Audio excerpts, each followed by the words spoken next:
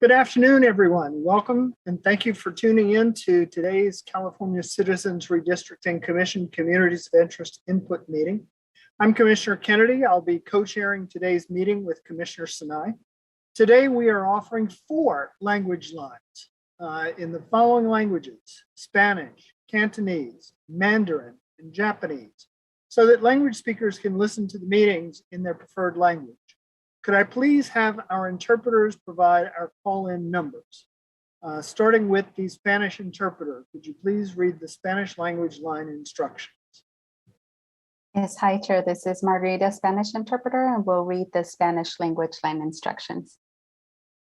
Para los hispanohablantes que deseen escuchar esta reunión en español, por favor llamen al 888-566-1377 de nuevo para escuchar esta reunión en español e ingresen el número de identificación de la reunión, que es el 389-1010.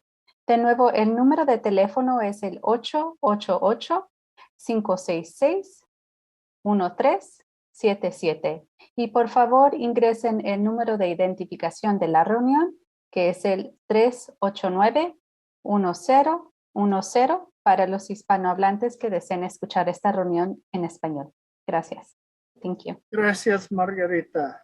Can I please have the Cantonese interpreter read the Cantonese language line instructions? Absolutely.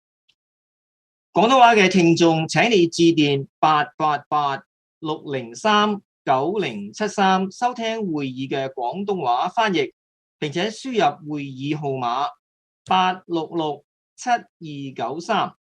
重複一次，廣東話嘅聽眾請致電888-603-9073收聽會議廣東話翻譯，並且輸入會議號碼866-7293。Back to you. Thank you. Could I please have the Mandarin interpreter read the Mandarin language line instructions? Of course. 国语听众请打888-455-5950收听本会议，并输入会议的 ID 号码546-1715。我再重复一次，国语听众请打888-455-5950收听本会议，并输入会议 ID 号码546-1715。谢谢。Thank you. And finally, can I have the Japanese interpreter read the Japanese language line instruction? Sure. 日本のリスナーの皆さん、電話番号は888-677-1833に電話をして、そしてミーティング ID として1825-795に入力ください。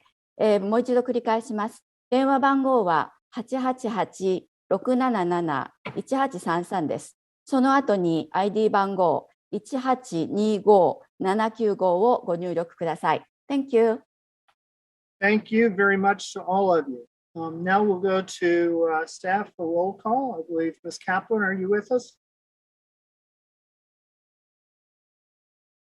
Sorry, I was muted. Thank you. Commissioner Ahmad. Commissioner Okutagawa. Here. Commissioner Anderson. Here. Commissioner Fernandez. Presente. Commissioner Fornishari. Here. Commissioner Kennedy.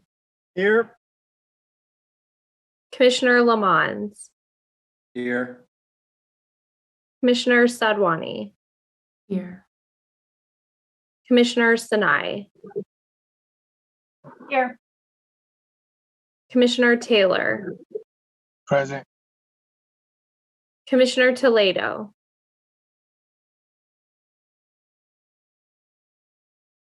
Commissioner Turner. Commissioner Vasquez. Commissioner Yee. I Nido here. Okay, thank you. And the roll call is complete. Thank you, Director Kaplan. I'll start by sharing a little bit about the commission. Every 10 years, after the federal government publishes updated census information, California must redraw the boundaries of its congressional, state senate, state assembly, and state board of equalization districts so that the districts correctly reflect the state's population. In 2008, California voters authorized the creation of the California Citizens Redistricting Commission when they passed the Voters First Act. It authorized the commission to draw the new district lines for state senate, state assembly, and state board of equalization districts. Later in 2010, the Voters First Act for Congress added the responsibility of drawing congressional districts to the commission's mandate. This 14-member commission is made up of 5 Democrats, 5 Republicans, and 4 not affiliated with either of those 2 parties. The commission must draw the district lines in conformity with strict nonpartisan rules established in the state constitution to create districts of relatively equal population that will provide fair representation for all Californians. The census redistricting data was released the week of August 9th. When the official California redistricting database is available in a few more weeks, we will begin drawing maps using the 6-line drawing criteria outlined in the California State Constitution. One of those criteria is minimizing the division of counties, cities, neighborhoods, and communities of interest to the extent possible. We can easily obtain the city and county information from those jurisdictions, but we need the neighborhood and communities of interest information from Californians directly. That's why we've launched these communities of interest input sessions to get that valuable information from you, Californians, directly. We encourage all Californians to participate in this process. If you would rather submit your communities of interest input over the internet, you can do so from our website or by visiting drawmycacommunity.org. Skip the line and go online. Now I'll call on all commissioners to introduce themselves and say hello. To see the biographies of all 14 commissioners, for additional information about the commission, or to sign up for our emails, please visit our website at wedrawthelinesca.org. We'll begin with my co-chair, Commissioner Sinai. Buenas tardes todos. Es un placer servirles desde San Diego. Good afternoon, everybody. It's a pleasure serving you from San Diego.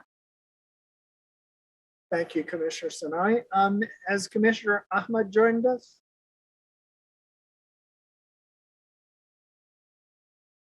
Not hearing Commissioner Ahmad. Commissioner Kitagawa.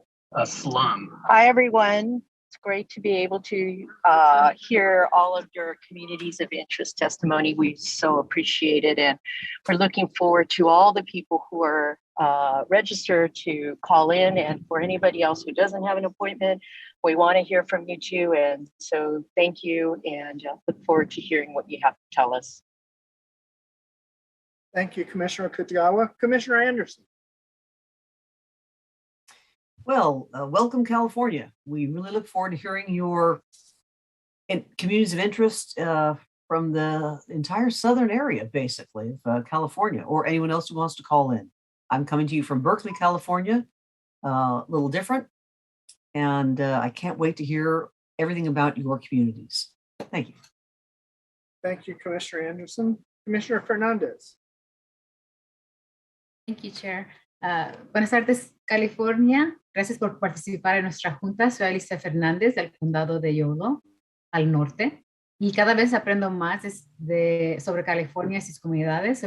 Hace 3 semanas fui a Los Ángeles y reconocí una de las calles que nos han notado. Muchas gracias por ayudarnos a aprender cuáles son sus comunidades. Good afternoon, California. I'm Alicia Fernandez from Yolo County. And I was in LA a few weeks ago, and I was very excited that I recognized some of the streets that you've been telling us about, specifically with Sepulveda and Mulholland. So keep it coming. I feel like each time I learn a little bit more. So thank you so much for calling in. Thank you, Commissioner Fernandez. Commissioner Fornashari. Good afternoon, California. I'm Neil Fornashari. I'm from Tracy in San Joaquin County, but today I'm coming to you from our luxurious headquarters in Sacramento, California. Thanks for joining us, and looking forward to hearing what is of interest to you when it comes to redistricting. Thank you. Thank you, Commissioner Fornashari. Commissioner Lamont. Good afternoon, Buenos tardes, California. This is Commissioner Lamont coming to you from Los Angeles today. Looking forward to hearing your community of interest testimony. Thank you, Commissioner Lamont. Commissioner Sadwani. Good afternoon to all. My name is Sarah Sadwani, joining you from Los Angeles County. Looking forward to hearing more about your communities of interest. Thank you, Commissioner Sadwani. Commissioner Taylor. Good afternoon, California. Hope everyone is well. I echo the sentiments of my fellow commissioners. Just like Commissioner Fernandez stated, I learned something new from everyone. It was evident when I was visiting up north as well. Keep the community of input, keep that input coming. Without you, our job is not possible and we can't fulfill our purpose. Keep it coming, please. And thank you very much. Thank you, Commissioner Taylor. I don't see that Commissioner Toledo has joined us, nor Commissioner Turner, nor Commissioner Vasquez. Commissioner Yee. Hello, California, and especially Southern California. Siklan Ma, I'm here in my hometown of Oakland and looking forward to hearing from the Southland. We're winding down this phase of community of interest input and next turning to our actual mapping phase. So definitely looking forward to hearing your further testimony and what you have to say about your communities. Thank you, Commissioner Yee. Myself, Ray Kennedy, I'm joining the meeting today from my home in Morongo Valley, one of the rural Joshua Tree gateway communities in the desert of southern San Bernardino County.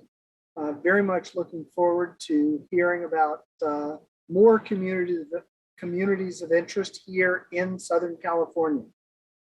The commission is active on social media, so please also follow us on social media. You can find us on Facebook, Instagram, Twitter, LinkedIn, and YouTube at We Draw the Lines CA. Following us on social media is another way to get useful information about the redistricting process, as well as updates from the commission. Before we continue, could I please have our interpreters provide our language line numbers one more time, starting with our Spanish interpreter.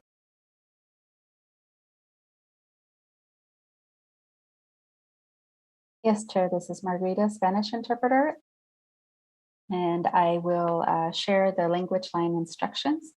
Para los hispanos que deseen escuchar la reunión en español, marquen el 888-566-1377 para escuchar la reunión en español e ingresen el número de identificación para la reunión, que es el 389-1010. De nuevo, el número de teléfono es el 888-566-1377 y por favor ingresen el número de identificación de la reunión, que es el 389-1010 para los hispanohablantes que deseen escuchar esta reunión en español. Gracias. Gracias, Margarita. Can I have the Cantonese interpreter read the Cantonese language line instructions? Absolutely. 廣東話嘅聽眾請致電888-603-9073收聽會議廣東話翻譯，並且輸入會議號碼866-7293。重複一次，廣東話嘅聽眾請致電888-603-9073收聽會議廣東話翻譯，並且輸入會議號碼866-7293。Back to you, Commissioner. Thank you. Can I have the Mandarin interpreter read the Mandarin language line instructions? Yes, of course. 国语听众请拨打888-455-5950收听本会议，并输入会议的 ID 号码546-1715。国语听众请拨打888-455-5950收听本会议，并且输入会议 ID 号码546-1715。谢谢。Back to you, Commissioner. Thank you very much. Could I have the Japanese interpreter read the Japanese language line instructions? Sure. では、日本のリスナーの方、電話番号は888-677-1833、その後に ID ナンバー1825795を入力してください。繰り返します。電話番号は888-677-1833です。その後、ID 番号1825795を入力してください。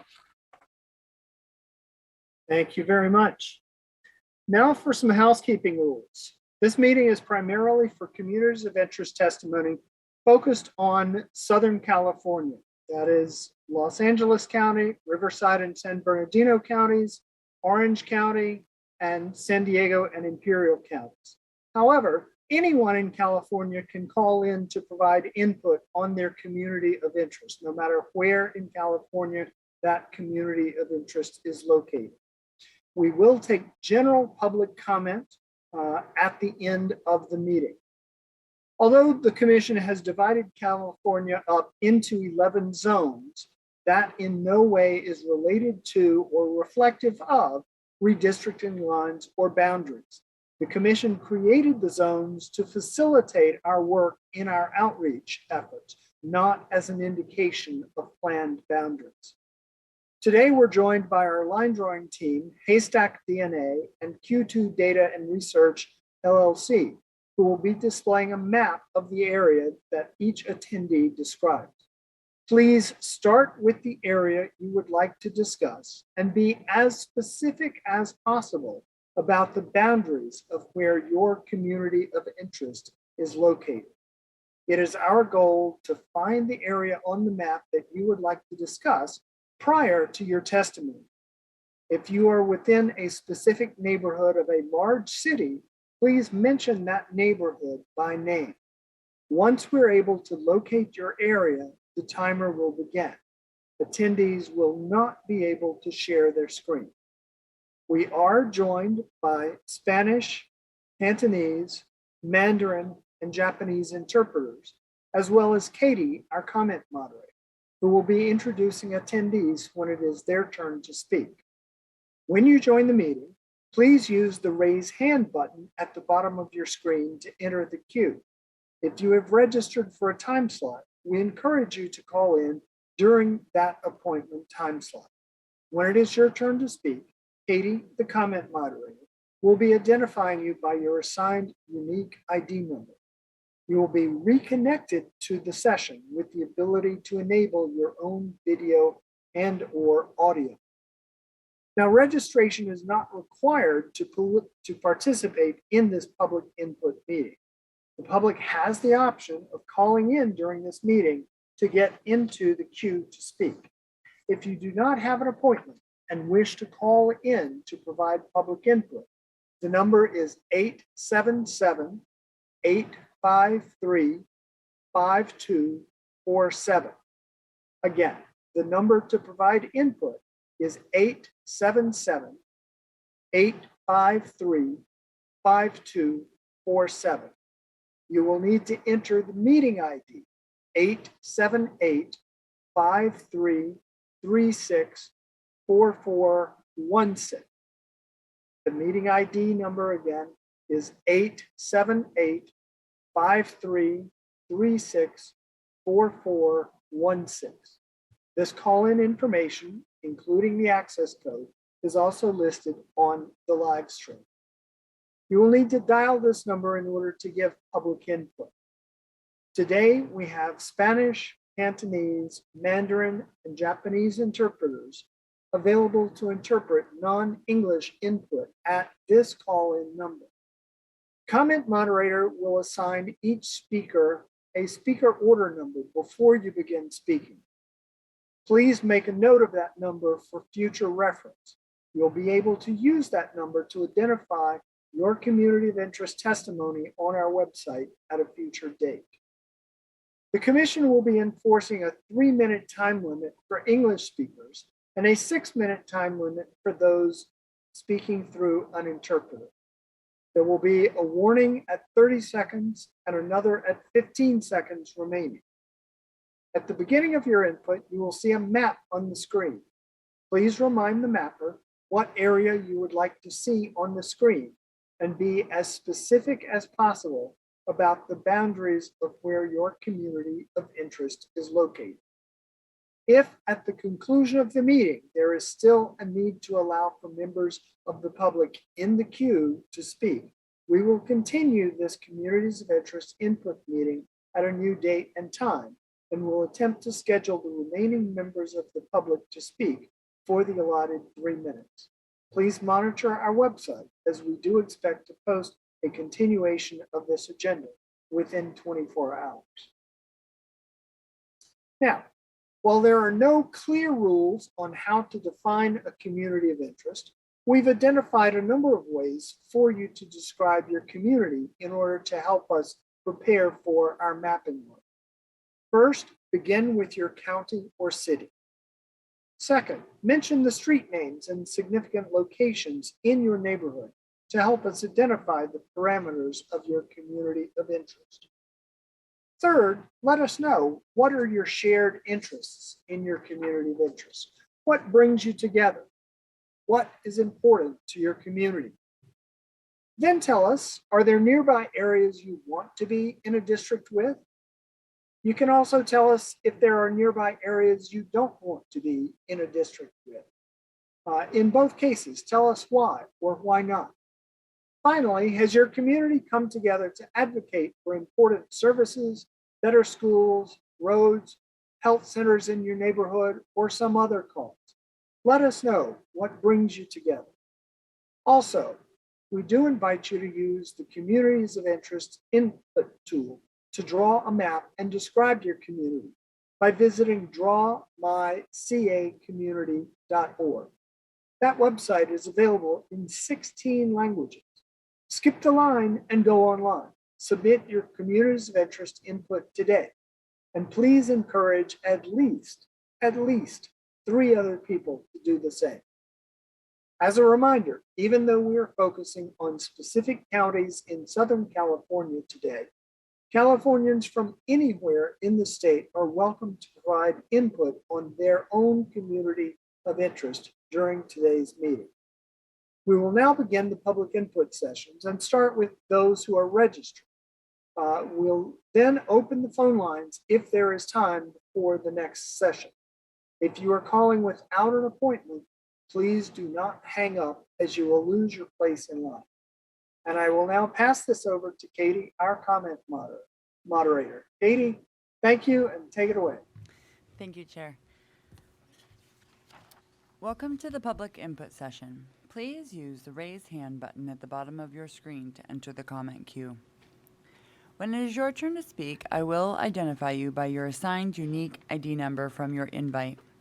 You will be reconnected to the session with the ability to enable your own video and/or audio.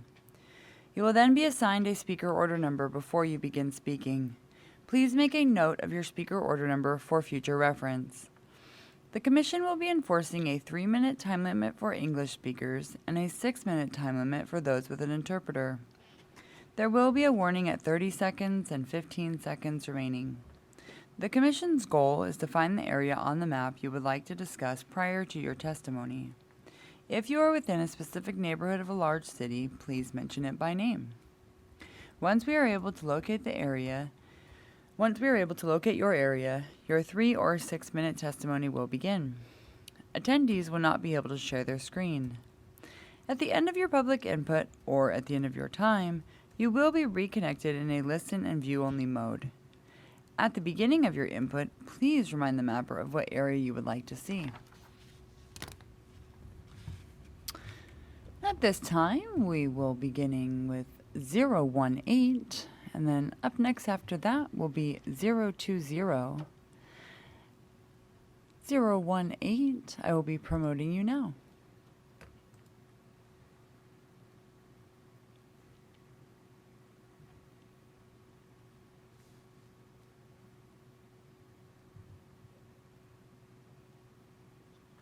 Zero 18, your speaker order number will be number 1. If you'll please make note of that for future reference. You can now enable your audio and video in the lower left corner of your screen. If you'll please let the mapper know what area you would like to discuss, the floor is yours.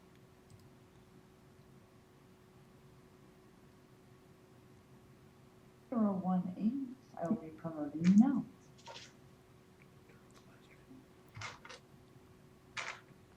Am I unmuted? You are unmuted. Yes, thank you. Good afternoon, commissioners. My name is Bill Rue. I am the mayor pro tem. 018, your speaker order number will be number 1. If you'll please 018, could you please turn off the live stream you feed? now enable your audio and video in the lower left corner of your screen. If you'll please area you'd like to discuss, the floor is yours. It sounds like you're listening to the live stream on your browser, perhaps. Hello? Yeah, can you hear us, 018? Yes, now I can. Okay, great. I am referring to the city of Montclair, which would be in the western. You are unmuted.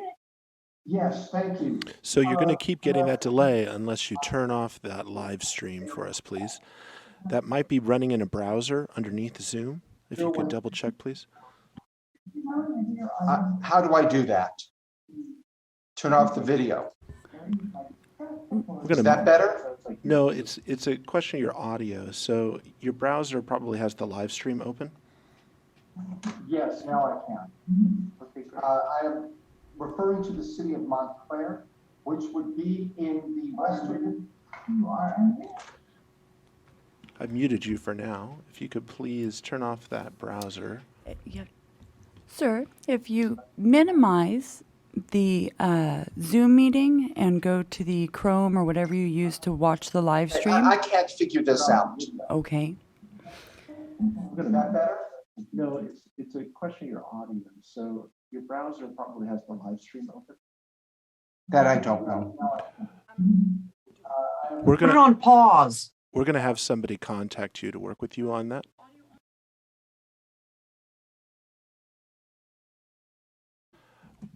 Okay, we're gonna have somebody contact you to work on that.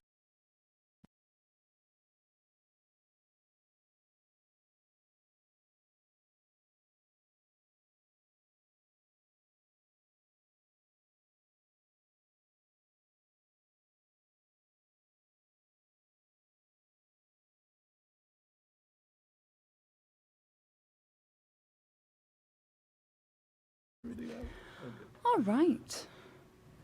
We will reach out to 018 and take care of that.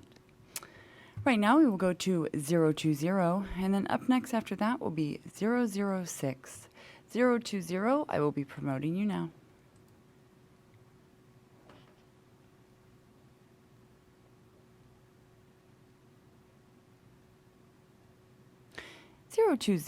Your speaker order number will be number 2. If you will please make note of that for future reference.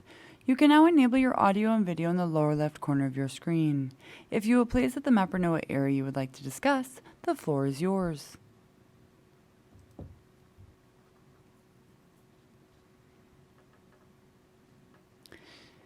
Unique ID 020. You can now unmute in the lower left corner of your screen.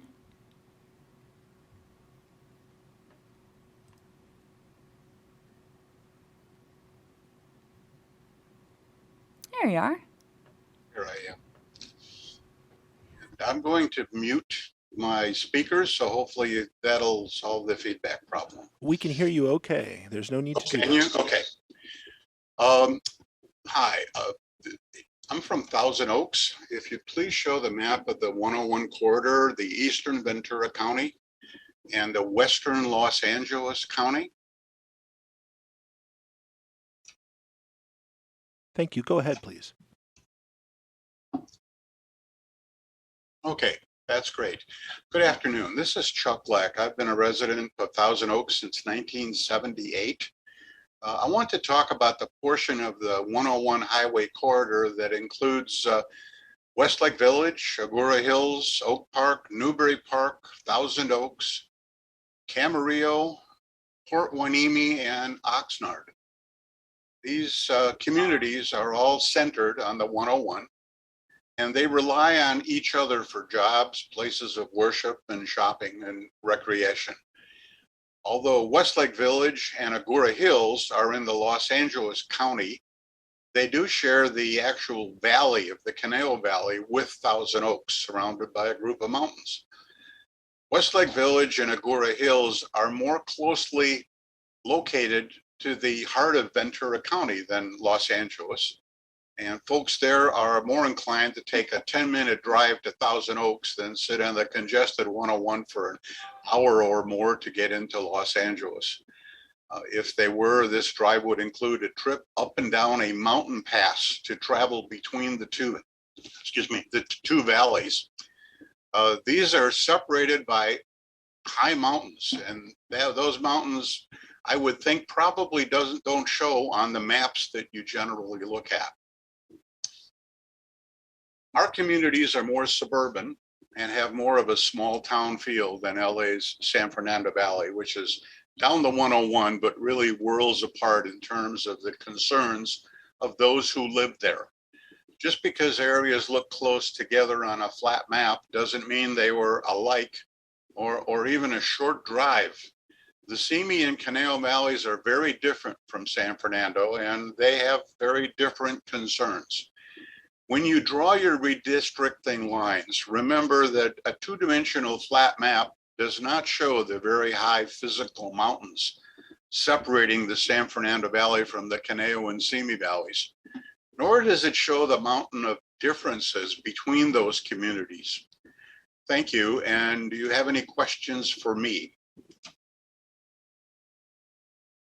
At this point, we do not. We appreciate your calling in and sharing that with us, and I look forward to your continued involvement in the redistricting process. Thank you very much. And right now we will have 006. And then up next after that will be 001. 006, I will be promoting you now.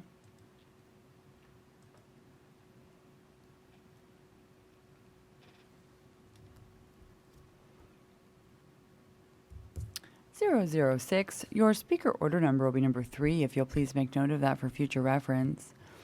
You can now enable your audio and video in the lower left corner of your screen. If you'll please let the mapper know what area you would like to discuss, the floor is yours. Hi, good afternoon, commissioners. I'd like to discuss Thai-Town, which starts on the corner of Hollywood Boulevard and Western Avenue, East Hollywood.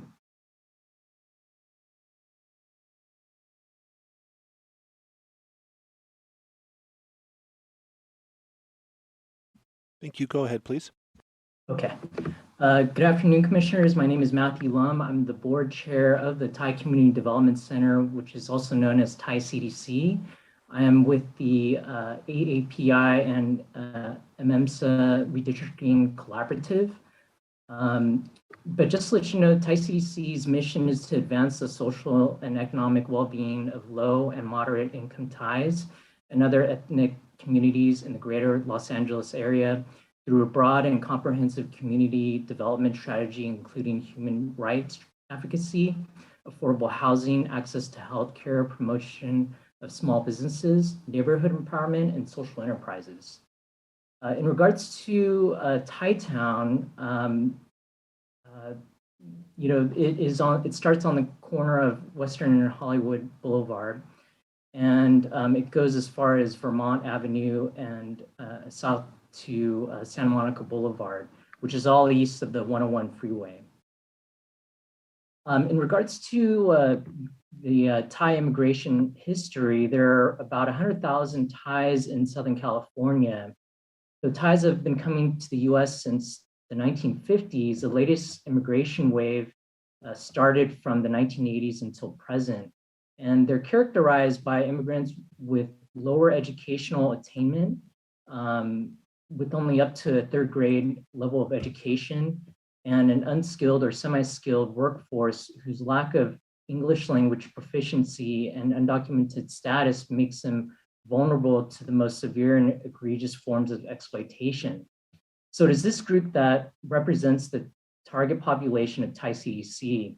Because Thai are economic immigrants and not refugees like other Southeast Asians in the US, they're not eligible for public benefits and therefore tend to fall through the cracks, having no resources to turn to for help when in need.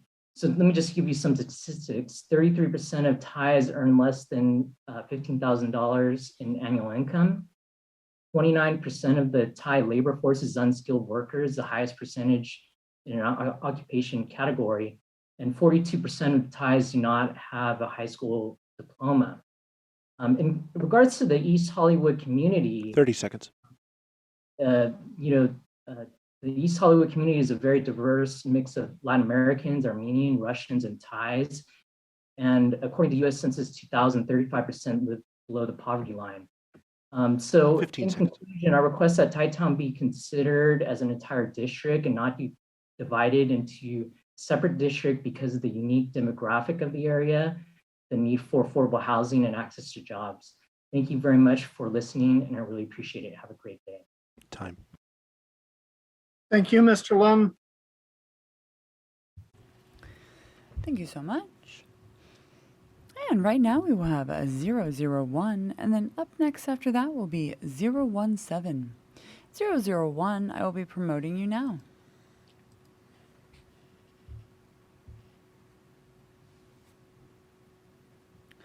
Your speaker order number will be number 4, if you'll please make note of that for future reference. And if you'll please let the mapper know what area you would like to discuss. The floor is yours. Definitely, thank you. I love your announcer voice. I would like to speak in regards to Lancaster, Palmdale area. So off the 14, Antelope Valley.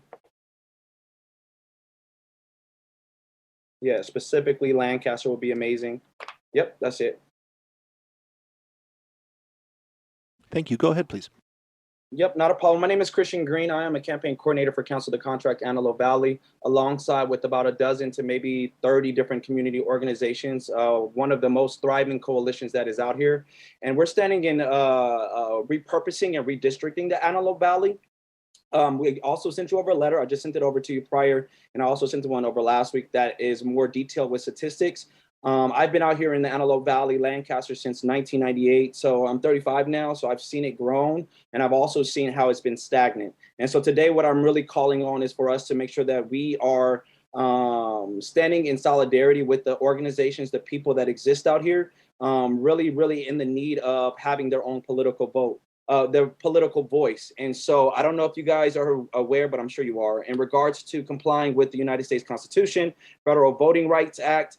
Section 2 of these Voting Rights Act prohibits voting practices and procedures, including redistricting plans that discriminate on the basis of race. It prohibits not only election-related practices and procedures that are intended to be racially discriminatory, but also those that are shown to have a racially discriminatory result.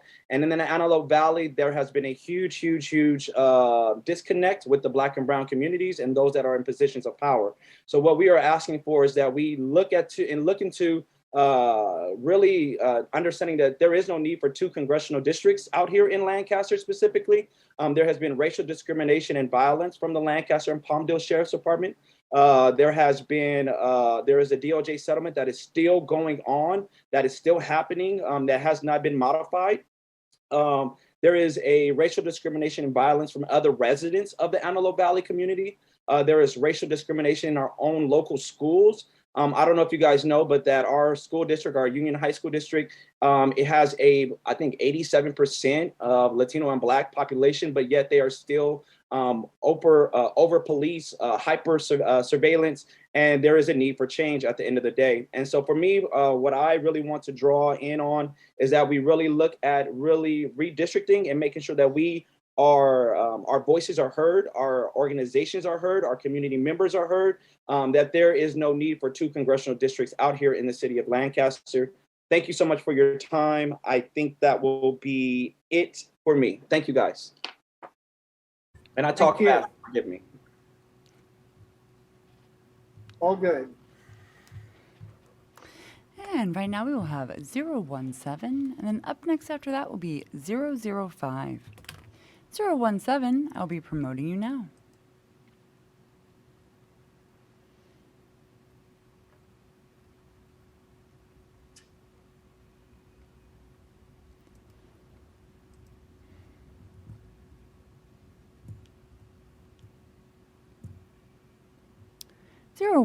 Your speaker order number will be number 5, if you'll please make note of that for future reference.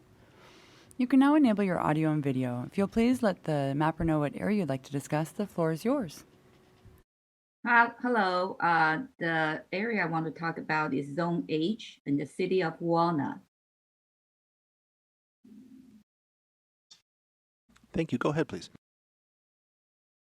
Can you focus bigger, the map, please? Yeah, make it bigger, the Walnut, city of Walnut, and nearby city. Okay, all right. Good afternoon. My name is Lucy Yang, and I'm the president of the Chinese American Association of Walnut, also known as CAAW. CAW is a nonprofit community organization, and our mission is to promote the welfare for Chinese American residents and also serve as a bridge to other residents in Walnut. And Walnut is primarily a bedroom community of less than about 30,000 people, small, and with a median household income of about 100,000. Our residents do a lot of activities in our nearby cities: shopping, job, recreation, social dining, etc. Because all the major commercial activities are surrounding us. After our research and internal discussion in our board, we have the following suggestions and points to bring to your attention. Number one, Walnut currently is in the Congressional District 39, Senate District 29, and State Assembly District 55. We have ranked the cities nearby in terms of their priority that we share the common social and economic interests. And so following are the the 7 cities we believe it should be in our district. Of course, one is Walnut, and Diamond Bar is on the to the left of us, and then also Rowland Heights. City of Industry is a long stretch of land, City of Industry among the 60 freeway, and I'm going to talk about that later. City Industry only a little bit in our district, and Hacienda Heights. Hacienda Heights is not in our district right now. We believe Hacienda Heights should be part of, because we do a lot of activities in Hacienda Heights. And also West Covina and Chino Hill. Right now, Chino Hill is in our district, but West Covina is kind of split. A little bit in our district, but a big portion is not in our district. Number 2, if we need to choose between West Covina versus Chino Hills, which is on the south, if you point out the Chino Hill is actually further from the Diamond Bar Chino Hill, that is kind of far from us, and they're in the San Bernardino County. So we don't think that, compared to West Covina, which is in the Los Angeles County, they should be in our district. I mean, West Covina should be in our district.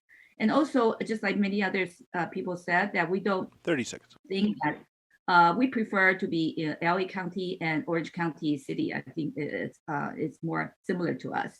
And also, we don't believe that Pomona, because of our residents really don't go there often to shop or do anything. So we don't think Pomona should be. And also Placentia, La Habra Heights, which is in our district right now, we really don't go there too much. And so we don't think they should be in our district. And thank you for your time.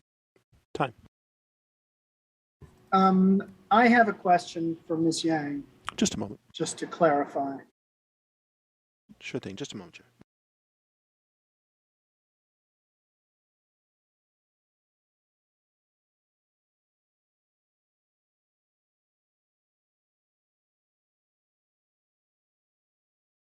(017), if you could please unmute. The chair had some additional questions for you.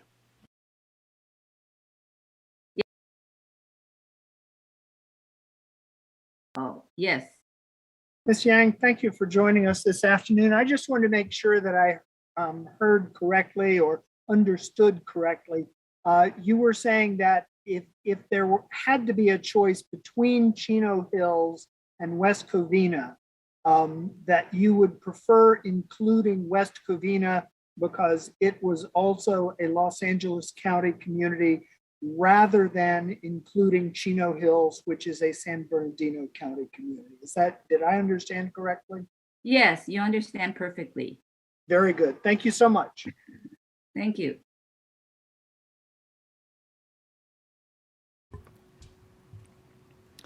And right now we will have 005. And then up next after that will be 022. 005, I'll be promoting you now.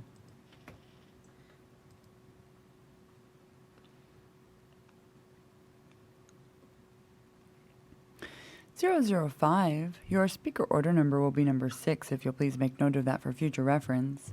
You can now enable your audio and video in the lower left corner of your screen. If you'll please let the mapper know what area you would like to discuss, the floor is yours. Thank you. I'd like to discuss the greater Los Angeles County area. Thank you. Go ahead, please.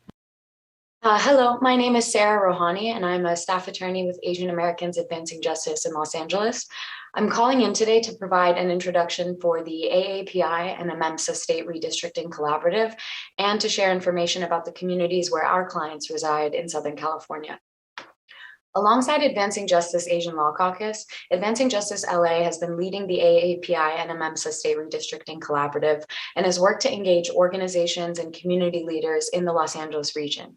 The testimony prepared by myself and my colleagues reflects our work and engagement with members of the community, groups, leaders, organizers, in order to identify communities of interest that capture the incredible diversity of our region.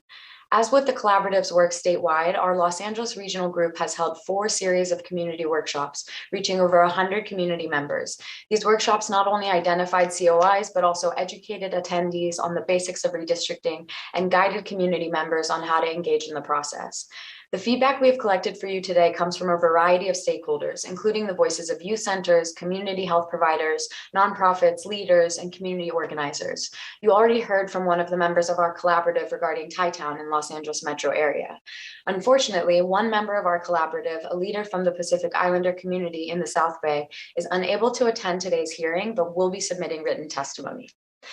In the Los Angeles region, Asian Americans are the second largest minority group. 1 out of every 5 Asian Americans in the United States lives in Los Angeles County. With the increase in hate and violence directed towards the AAPI community over the past year, we think it's incumbent on the Commission to respect AAPI communities of interest. The populations Advancing Justice Los Angeles serves are located throughout the Los Angeles region, notably in the San Gabriel Valley, South Bay, and Gateway cities. In the Los Angeles metro area, our communities are located significantly in Chinatown and Koreatown. The San Gabriel Valley area is home to several cities with majority AAPI populations: Monterey Park, Alhambra, San Gabriel, Rosemead, and El Monte. In 2010, the first majority AAPI Section 2 seat was created in the San Gabriel Valley, AD 49, and this district should be protected and kept whole. In the East San Gabriel Valley, cities such as Roland Heights, Walnut, Hacienda Heights, and Diamond Bar are either over half or nearly half comprised of AAPI individuals. The South Bay cities of Torrance, Gardena, and Carson have large AAPI populations as well. 30 seconds. With a strong Japanese American presence. These cities have many local AAPI owned and operated small businesses, and there's historically been a strong presence of Asian Americans in elected office and public positions. In these times, it's important to keep these AAPI communities together. 15. We all share an immigrant story, have common cultural ties and linkage through our shared communities. We urge the Commission to respect the AAPI communities and keep these cohesive communities whole. Thank you for hearing from me today and the rest of the AAPI and MEMSA State Redistricting Collaborative. Thank you, Ms. Rohani. Right now we will have 022, and then up next after that will be 011. 022, I will be promoting you now.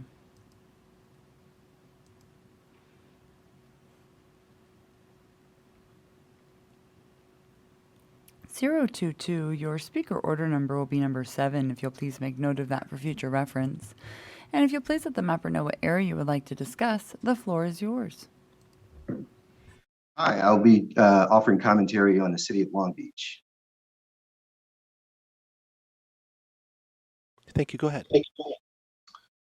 Good afternoon, esteemed members of the commission. My name is Kevin Jackson, Deputy City Manager of the City of Long Beach. Our city has taken an official position on state redistricting, and I'd like to read this letter from our city manager. Dear Commissioners, on behalf of the City of Long Beach, thank you for your leadership in the redistricting process, and congratulations on being chosen to serve on the California Citizens Redistricting Commission. Our right to express the city's priorities for redistricting and to request the honor of holding a California Citizens Redistricting Commission meeting in Long Beach.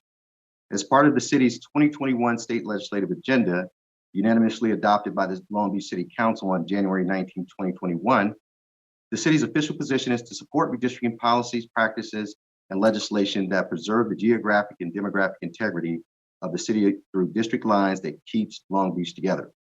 For the past 2 redistricting cycles, the city has been largely kept intact, with the vast majority of Long Beach represented by predominant seats. With approximately 467,000 residents, Long Beach is the 7th most populous city in California and is home to one of the state's most diverse communities. The city covers more than 52 square miles of land in the southwest Los Angeles County. And given the diversity of the city, it is critical that the redistricting process keep our community together and not divide Long Beach into different districts.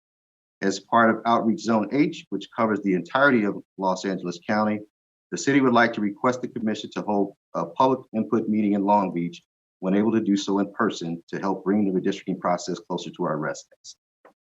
Thank you.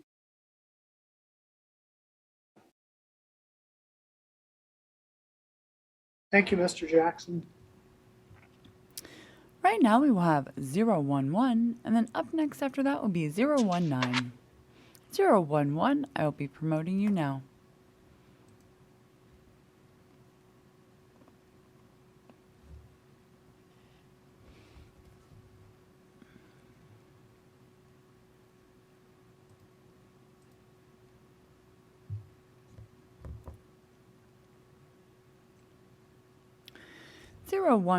Your speaker order number will be number 8 if you'll please make note of that for future reference. And if you'll please let the mapper know what area you would like to discuss, the floor is yours. Good afternoon. I'll be talking about Koreatown in the city of Los Angeles.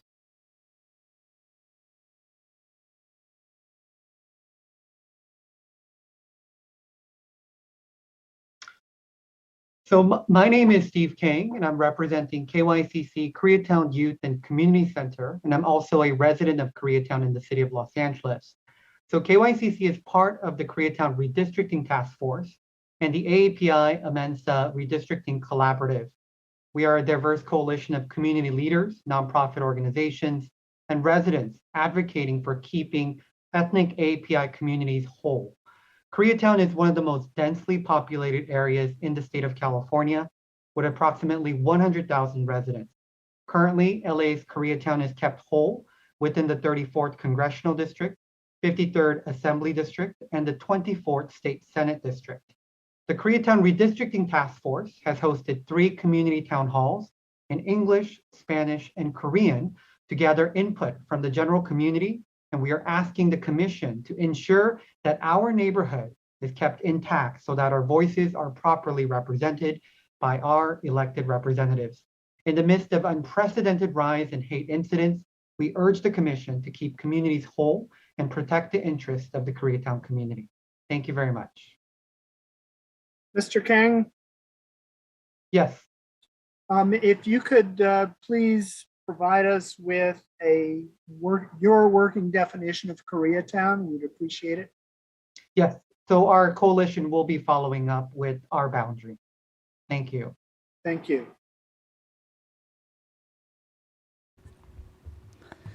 Right now we will have 019, and then up next after that will be 014. 019, I will be promoting you now.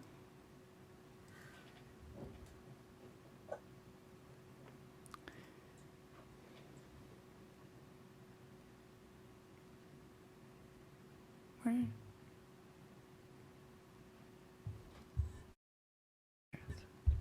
019, your speaker order number will be number 9 if you'll please make note of that for future reference. And if you'll please let the mapper know what area you would like to discuss, the floor is yours. Hi, Southeast LA on the map, please. I will be speaking about Cerritos and Artesia.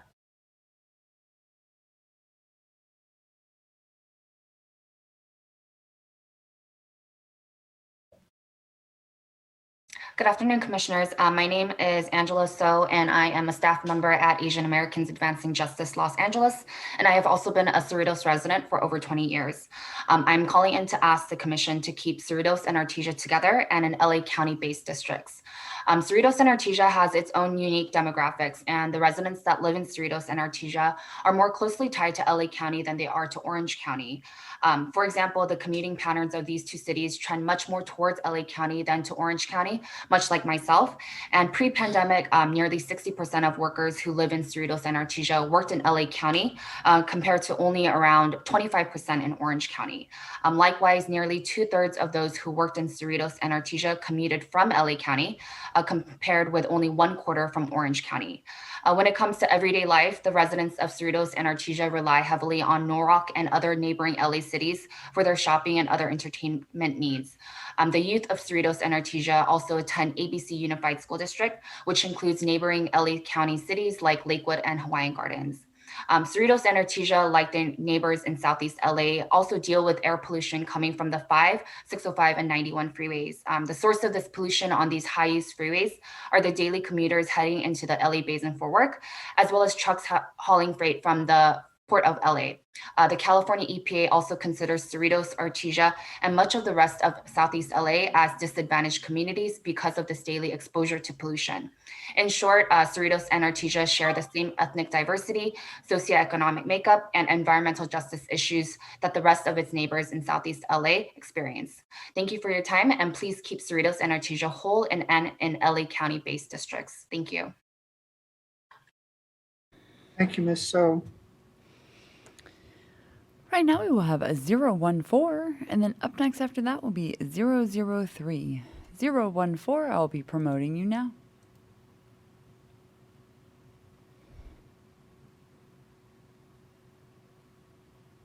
Your speaker order number will be number 10, if you'll please make note of that for future reference. And if you'll please let the mapper know what area you'd like to discuss, the floor is yours. Yes, good afternoon. Today I'll be talking about the Carsons.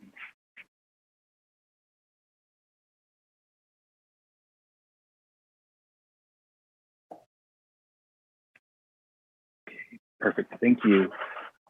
Okay, good afternoon, commissioners. My name is Romeo Hebron. I'm the executive director for the Filipino Migrant Center, and I'm also part of the AAPI and MEMSA Redistricting Collaborative. I'm here today to talk about keeping Carson and West Carson whole, which is important to me personally as a Carson resident, and also for my organization, which provides free services and programs for low-income Filipinos across Southern California. As a city with a high concentration of Filipinos, Carson, and especially West Carson, is significant for us because of the people we serve. Many of these residents are low-income immigrant renters who often reside in overcrowded living conditions, with multifamily and intergenerational households facing food insecurity. These are essential and frontline workers who commonly work multiple low-wage jobs as caregivers. They're in food service, retail, or in warehouses or manufacturing. These workers often experience wage theft and mistreatment on the job, which can then negatively impact the whole household. During the pandemic, workers and their families have been put at extra risk because their employers haven't provided the proper training and PPE needed to keep these workers safe. Additionally, there's limited English proficiency, which makes it difficult for them to understand certain policies or advocate for different needs, both in the workplace and in accessing a variety of social services like unemployment, food stamps, immigration-related services, or even assisting their children with college resources. The multitude of needs faced by Carson's Filipino residents are exactly what my organization seeks to address. We provide these services for youth through seniors, around workplace rights and immigration. We connect them to legal resources, systems navigation, and also conduct various workshops for students and their families. Most importantly, we provide leadership training and capacity building so these community members can be empowered to advocate for themselves and build a strong base of civically engaged residents. We hope that the Commission will continue to recognize this community of interest and ensure that Carson and West Carson are kept whole so we could continue to provide these services and empower the residents of Carson. Again, I'd like to thank the Commission for your time and consideration today. Thank you. Thank you, Mr. Hebron. Right now we will have 003, and up next after that will be 007. 003, I will be promoting you now. 003, your speaker order number will be number 11, if you'll please make note of that for future reference. And if you'll please let the mapper know what area you would like to discuss, the floor is yours. Yes, hi. I was going to discuss both Little Tokyo, just adjacent to downtown Los Angeles, as well as the South Bay area of Los Angeles, starting with Little Tokyo.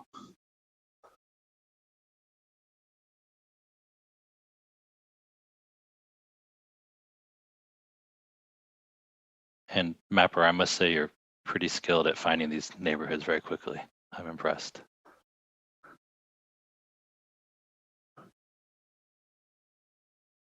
Thank you. Go ahead, please.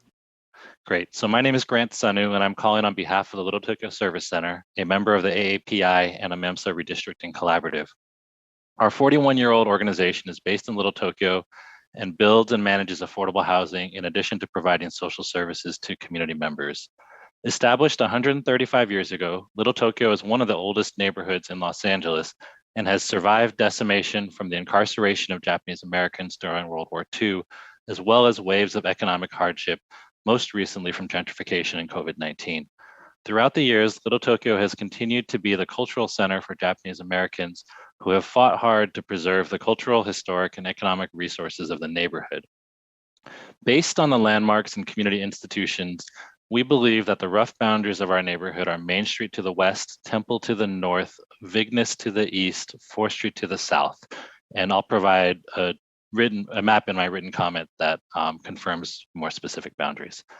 In addition, we believe that Little Tokyo and Chinatown should be in a district together because our respective neighborhoods are very dense, residents are predominantly renters, both neighborhoods are home to many low-income and limited English proficient residents who are especially vulnerable to displacement and higher costs of living due to gentrification.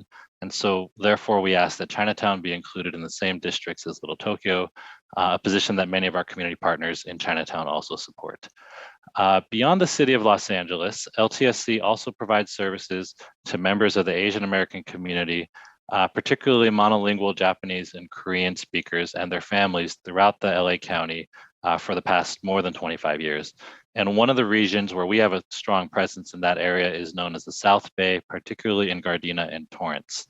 The business corridors that run north and south along Western Avenue from Gardena to Torrance remain a hub of activity and are economically significant for many Asian American businesses, from restaurants and medical offices to auto body shops and import-export companies.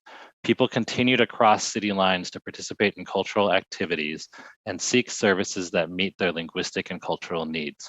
With all of these historical, cultural, and familial ties, we believe that it makes sense to keep Torrance and Gardena together to maintain the economic and social integrity of the Asian American communities that enrich life for everyone in the South Bay. Thank you for allowing me to share these observations about the Asian American community in Little Tokyo and the South Bay. And thank you in advance for your consideration in keeping these respective communities of interest together. Thank you, Mr. Sanu. Could we ask you for your meeting back? Just a moment. 003, if you could please unmute. The chair had some questions for you. Sure. Yeah, for Little Tokyo, you had said Main, Temple, Vignes, and 4th, and that you'll follow up with that in writing. Mm-hmm. You also mentioned Chinatown, and just wanted to ask if you could give us your working definition of Chinatown. Oh gosh, if it's okay, I would prefer to follow up in writing on that as well. Okay, yeah. Thank you. That's a good follow-up question, though. I've enjoyed plenty of time in both, but we're looking for as much detail as we can get from the public. Appreciate that, and I'll follow up in writing. Okay, very good. Thank you. Mm-hmm. And right now will be 007, and then up next after that will be 004. 007, I'll be promoting you now.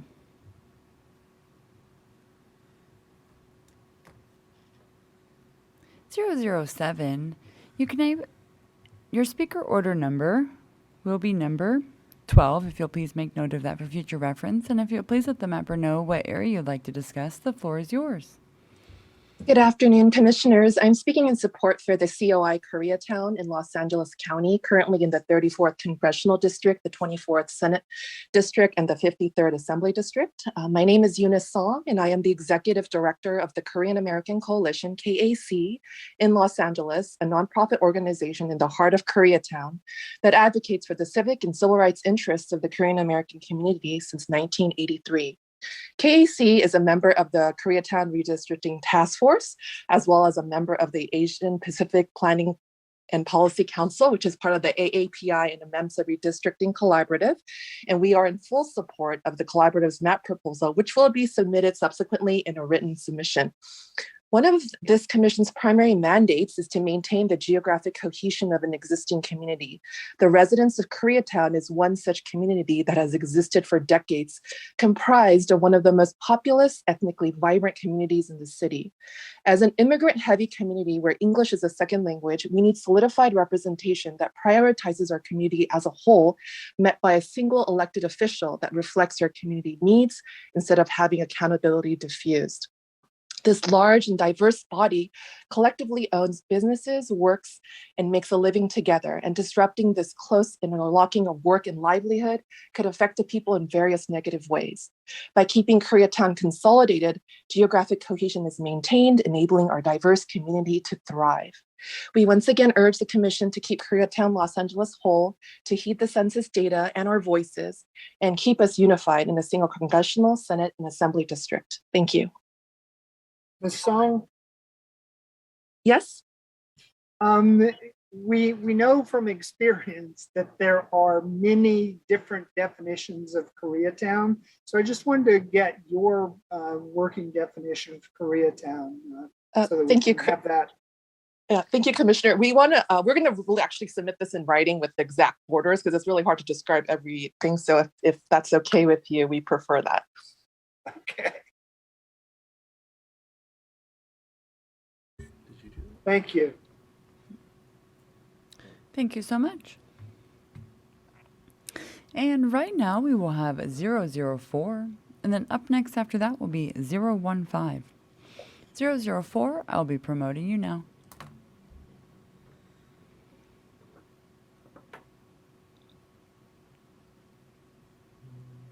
.004, your speaker order number will be number 13 if you'll please make note of that for future reference. You can now enable your audio and video in the lower left corner of your screen. If you will please let the mapper know what area you would like to discuss, the floor is yours.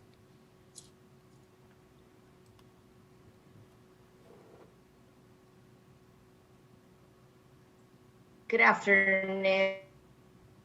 I will be referring to Los Angeles County as a whole. Good afternoon, Commissioners. My name is Manjusha Kulkarni, and I'm Executive Director of the Asian Pacific Policy and Planning Council, also known as APCON. We're a coalition of over 40 community-based organizations serving and representing the 1.5 million Asian Americans and Pacific Islanders in Los Angeles County, who make up 15% of the overall population. Our members include groups you are hearing from today, like Little Tokyo Service Center, Thai Community Development Center, Asian Youth Center, Koreatown Youth and Community Center, and the Korean American Coalition. I am here today as part of the AAPI MEMSA State Redistricting Collaborative. Last year, APCON led the AAPI Census Collaborative with 19 AAPI partner organizations. As part of that effort, we sought to raise awareness about the 2020 census and the response rates in hard-to-reach AAPI communities throughout Los Angeles County. This year, when it comes to redistricting, APCON is building on that foundational work. We are a member of two multiracial coalitions advocating for equitable representation for communities of color in state and local redistricting, including the People's Bloc and the AAPI and MEMSA State Redistricting Collaborative. These coalitions are submitting mapping proposals to the state and local levels that respect and support African American and Latinx Voting Rights Act interests and keep our AAPI communities of interest whole. In the Los Angeles area, AAPI communities of interest include Little Tokyo and Chinatown near downtown LA, Thai Town in East Hollywood, historic Filipino town, and Koreatown in Mid-City. Little Tokyo also in the South Bay, Cambodia Town in Long Beach, the San Gabriel Valley, and Little India, the South Asian American community in Cerritos and Artesia. I urge you to hear what our community leaders and members have to share about how they define their communities, regardless of how an official map may define them, and to keep our communities whole. Thank you for hearing from me today and other members of the AAPI and AMEMSA Redistricting Collaborative. Ms. Kulkarni? Yes. First of all, thank you for your work in ensuring a complete count. We wanted to give you an opportunity to provide us with any specific boundaries or to confirm for us that you and your affiliated groups will be submitting specific boundaries to us in writing. As you've heard from today, Commissioner, a number of our groups have, given that they have expertise on their communities, they will be sharing with you those specific lines. We defer to their better judgment as to how their explicit districts should be drawn, but we are submitting our own written testimony, as are our member organizations and members of the AAPI and AMEMSA Redistricting Collaborative. Very good. Thank you so much.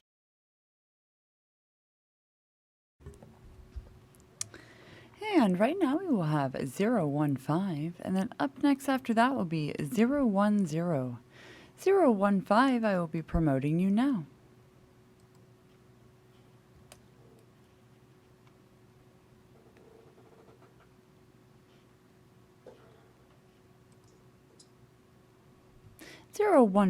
Your speaker order number will be number 14, if you'll please make note of that for future reference.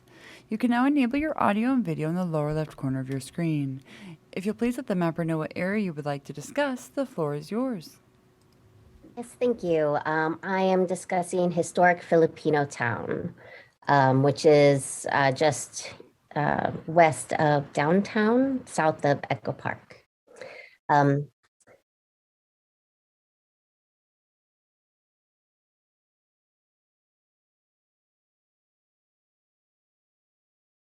Great, thank you.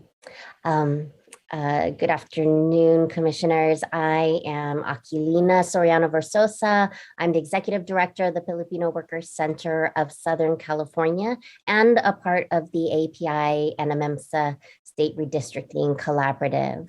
The Filipino Workers Center is a community-based nonprofit organization working with Filipino and other low-wage workers and their families in historic Filipino town and in greater Los Angeles. We will be submitting a written map that shows the boundaries of the historic Filipino town neighborhood and many of the Filipino cultural institutions within it. The city of Los Angeles designated the neighborhood of historic Filipino town in 2002. Although the city's designation is fairly recent, historic Filipino town has been a gateway community for Filipinos since the first half of the 20th century and continues to be a gateway community for Filipino immigrants, many of our constituents. Not only are many residents Filipino, many of the businesses there are Filipino owned and cater to the Filipino community. Our office is located inside the Larry Itliong Village building in historic Filipino town off Glendale Boulevard and Rockwood Street. The building honors Manong Larry Dulay Itliong, a forgotten Filipino labor leader during the United Farm Workers movement of the 1960s. It is one of the many landmarks in the neighborhood. It is home to the PwC office and 45 apartment units within a 5-story complex. These units serve low-income families, individuals, and underprivileged youth. PwC coordinates and provides programs and services that enrich the lives of its residents and members, ranging from health and nutrition to art workshops.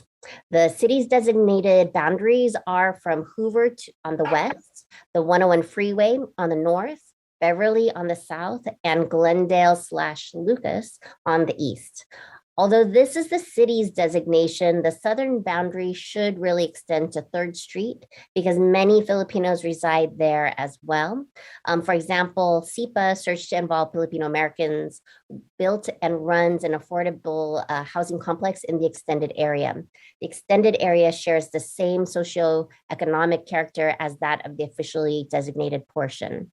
The residents in our Filipino neighborhood share many other interests and concerns, and my organization, along with SIPA, Filipino American Service Group Incorporated, and Asian Pacific Healthcare Venture, published a study on the health of Filipino residents in the neighborhood. Our study showed that the Filipino residents had specific health access issues due to limited English proficiency and cultural concepts about health, along with issues of affordability and geographic accessibility. Because the residents share these interests and cultural commonalities, please do not split up my neighborhood and extend the southern border to 3rd Street. Thank you for allowing me to provide this input. Time. Thank you very much, Ms. Soriano. And right now we will have 010. And then up next after that will be 013. 010, I will be promoting you now.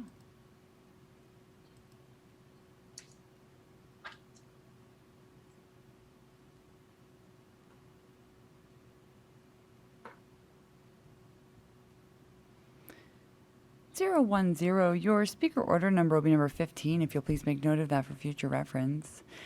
You can now enable your audio and video in the lower left corner of your screen. If you will please let the mapper know what area you would like to discuss, the floor is yours.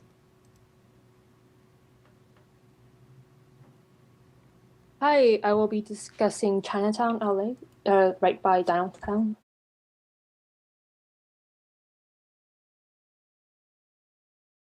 Thank you. Go ahead. Hi, my name is Ivy. I'm a community outreach worker at the Southeast Asian Community Alliance, aka SICA. SICA is a nonprofit based in Chinatown and a part of the AAPI AMEMSA Redistricting Collaborative. In addition to pushing for policies to support working class families of colors of Chinatown, SICA has also provided leadership and organizing programs to local youth for 2 decades. At the core of our work is the idea that people have vivid understanding of our own community needs and create unique solutions to social, racial, economic issues that affect us if given the right support and resources. I myself participated in SICA's programming throughout high school. We will be submitting shapefiles within the boundaries of Chinatown. Generally, it is outlined by the LA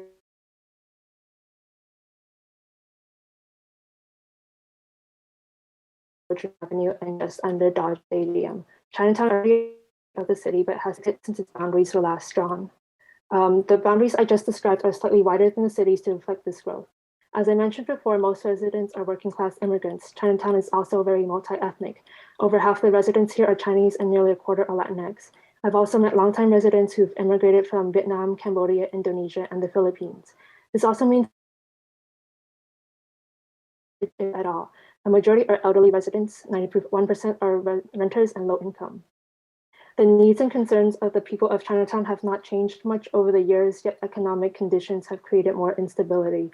Like many other ethnic enclaves across the US, gentrification has been violently harming the livelihoods of longtime residents. There is a desperate need for community housing and affordable housing, truly affordable housing for a community where the median household income was and healthy, because there are slumlords in Chinatown who leave apartments in hazardous conditions, harassing tenants into self-eviction so they can flip apartments for higher rent. I know SRL residents who were told they couldn't hang their clothes to dry outside their apartments, their laundry thrown away even. There's no laundromat in Chinatown. There's no grocery store in Chinatown. There is no hospital in Chinatown. Most don't own a car or have trouble navigating public transport. So it's vital for these services to exist firstly, and for them to be local and in language. People are resilient and do their best to self-advocate, but gentrification has been a threat cutting away at basic needs to be displaced with developments that did not answer to the community needs. We ask that Chinatown be kept whole and for its boundaries to be expanded to what was described earlier. Due to its demographic similarities to neighboring Little Tokyo, elderly, working class, Asian, and Latinx immigrants, we also ask for Chinatown and Little Tokyo to be kept together in one district. Thank you for your time. 010, if you could please stay on. Your audio is breaking up, and I am guessing they're going to want to clarify some of your testimony. Okay, yeah, and I can submit a written comment too. Yeah, I didn't know whether it was my audio or yours, but I heard that boundaries were the LA River and then it cut out. Okay. So I said Chinatown is sort of outlined by the LA River starting the 101, stretching west to Beaudry Avenue and just under Dodgers Stadium. Okay. And then you mentioned an expansion area.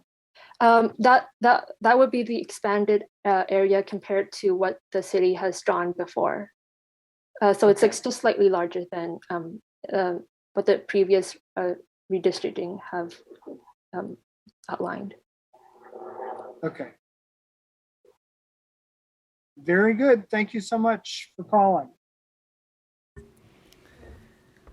Right now we will have 013, and then up next after that, we will be joined by 018. 013, I will be promoting you now.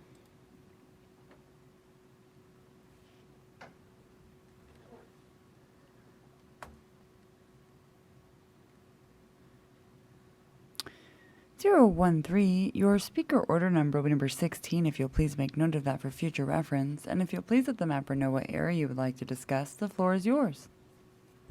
Thank you. I'll be discussing the West San Gabriel Valley.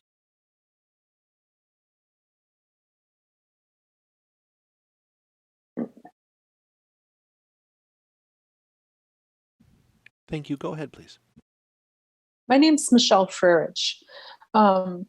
I've worked in the West San Gabriel Valley for 17 years at the Asian Youth Center. We're a nonprofit organization and a member of the AAPI AMEMSA Redistricting Collaborative. Asian Youth Center is known as AYC for short. We're an independent, nonpartisan, nonprofit, community-based organization that works primarily with low-income, immigrant, and at-risk youth and families. We've been active in the community for 32 years. Our community is centered in the cities of Alhambra, Monterey Park, Rosemead, San Gabriel, Temple City, San Marino, and Arcadia, where Asian Americans and Pacific Islanders make up to 68% of the population. There are also a significant number of Asian American and Pacific Islanders in the surrounding areas as well that are part of the same community of interest, including parts of South Pasadena, the northern tip of Montebello, which is where I live, South San Gabriel, Baldwin Park, South El Monte, and North El Monte. In our community, more than 50% of voting age citizens are AAPI, and as such should be kept whole in a new district.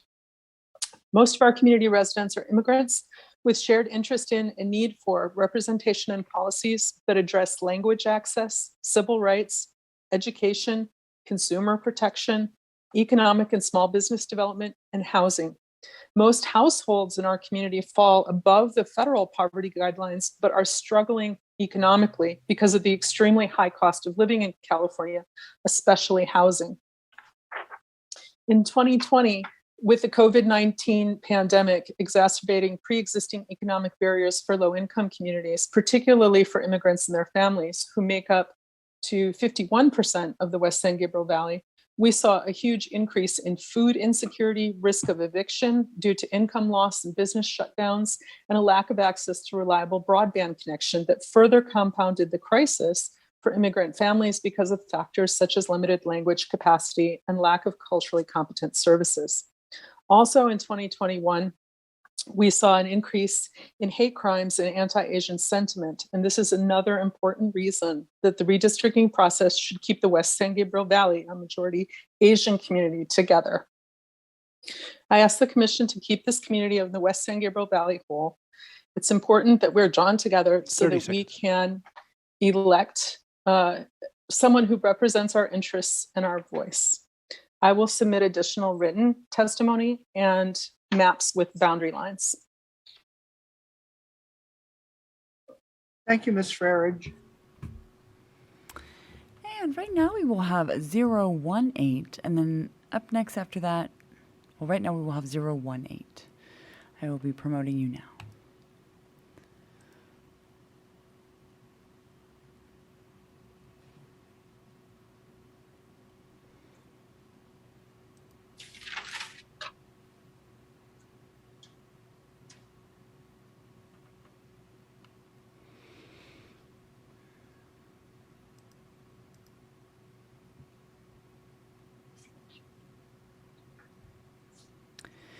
018. I'm going to go ahead and do the audio only option at this time. It is not allowing me to promote you.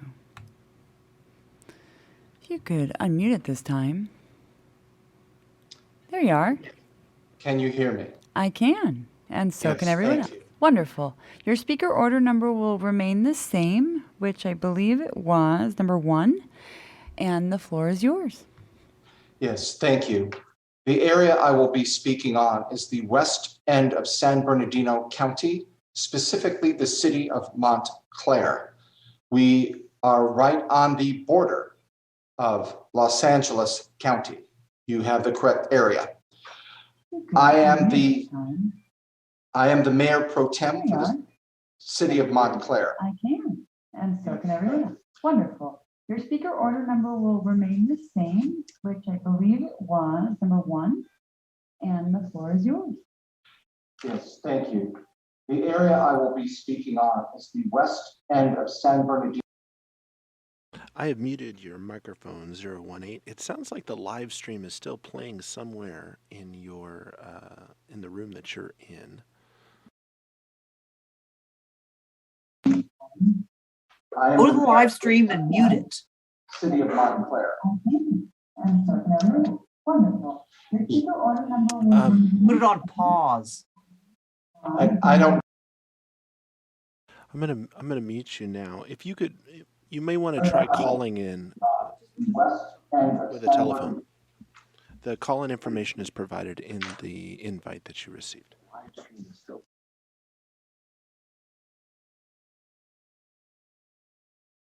I don't know how to unlive stream it. I'm very sorry. That's okay. You can close all the web browsers on your computer. You only need Zoom. You don't need a web browser to connect to this meeting. I clicked into your system and I don't know how to change this.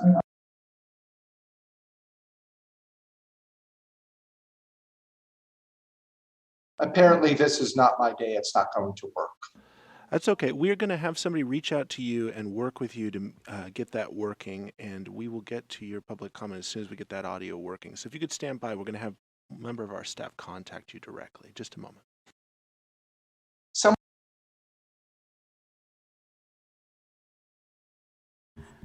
And Chair, with that, we are up against a break. We are coming up against our mandatory 4:30 break.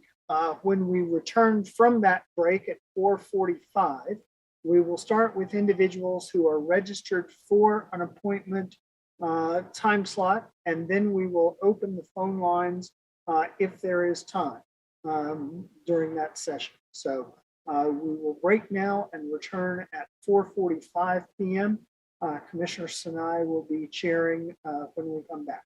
Thank you so much. Welcome back to the California Citizen Redistricting Commission. And thank you to my co-chair, Commissioner Kennedy, for doing such a great job. This is our community of interest, or as we like to say, our COI input meeting. Before I begin, please allow me to say it takes a whole lot to ensure that we have a successful listening session. Thus, I want to thank our line drawers, interpreters, the many staff members who make sure these meetings run smoothly, including Christian, Katie, and team, my fellow commissioners. And I especially want to say gracias, salamat, shukran, thanks to all the associations and individuals who have helped the community understand the importance of participating in the redistricting effort. This is truly a team effort, or dare I say, a community effort. For anyone who has joined us recently, we are offering language lines for Spanish, Cantonese, Mandarin, and Japanese speakers to listen to the meeting in their native language, and a separate line for those who wish to provide public comment or public input. Could I please have each of our interpreters provide our language line numbers and the information to provide public input?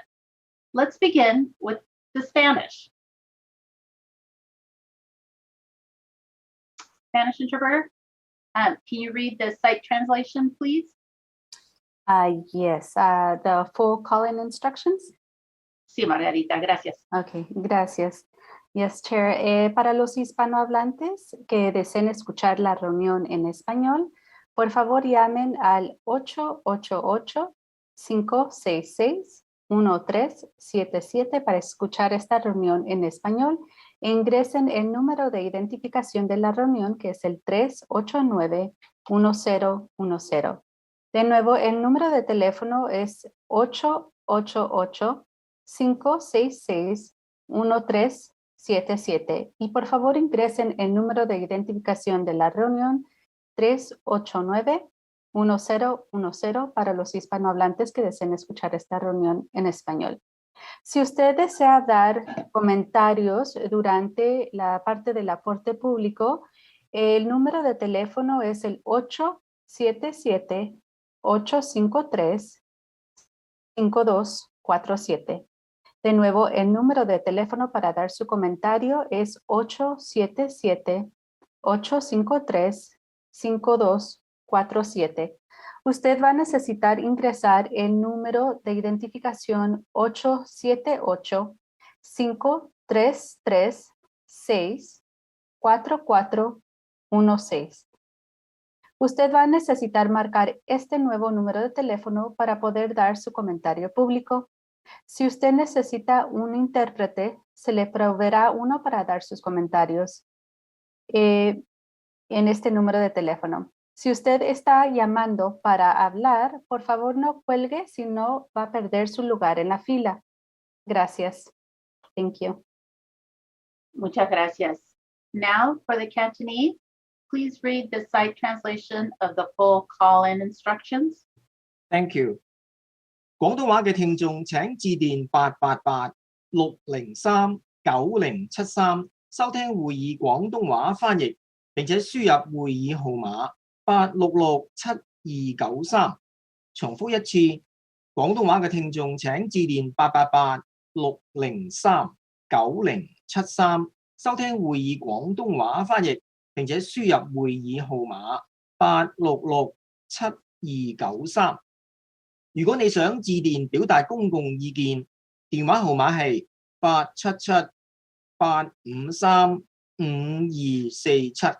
重複一次，電話號碼係877-853-5247。你需要輸入878-5336-4416。為咗表示你想表達意見，請按星9。你需要致電嗰個新電話號碼表達公眾意見。如果你使用翻譯提供意見，在此發言電話上面會有翻譯提供俾你。如果你致電發言，請唔好收線，否則你需要重新輪候。Back to you, Commissioner. Thank you very much. Now to the Mandarin interpreter, please read the site translation for the full call-in instructions. Thank you. 国语听众请拨打888-455-5950收听本会议，并输入会议的 ID 号码546-1715。我再重复一次，国语听众请拨打888-455-5950来收听本会议，并输入会议 ID 号码546-1715。如果您想要打电话进来发表意见，请打号码877-853-5247。再重复一次，发表意见的电话号码是877-853-5247。之后呢，你需要输入878-5336-4416。如果想要发表评论，请按新字号加数字9，新字号加数字9。您需要打这个新号码才能发表公众意见。如果您要透过口译员发表意见，这条发言专线上将会有口译员为您服务。如果您打电话进来发言，请不要挂断电话，不然会失去排队的位置。谢谢。Thank you. Thank you. And now to the Japanese interpreter, please read the site translation of the full call-in instructions. Sure. 日本語でミーティングをお聞きになりたい方は、888-677 1833をかけて、その後 ID の番号1825795を入力してください。繰り返しますと、888-677-1833をかけて、その後ミーティングの ID ナンバーである1825795を入力してください。そして、発言されたい方、ご意見を発言されたい方は、新しい番号になります。877-853-5247におかけください。繰り返しますと、877-853-5247におかけください。そして、その後に、878-5336-4416と入力していただきます。これで、コメントを提供されたい方は、その後、米印の9を押してください。この新しい番号に、意見を述べたい方は、この新しい番号に、電話をかける必要があります。もし通訳が必要な方は、この電話のラインで通訳を使うこともできます。そして、この発言をされたい方は電話を切らずに、そのままお待ちください。Thank you. Thank you. As a reminder, even though we are focusing on Southern California, all Californians from anywhere in the state are welcome to provide input.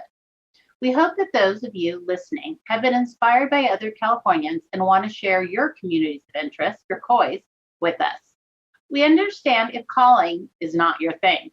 For this reason, we encourage you and all who have not participated to visit the Community of Interest tool, which can be found at www.drawmycacommunity.org. The tool is fun and easy to use.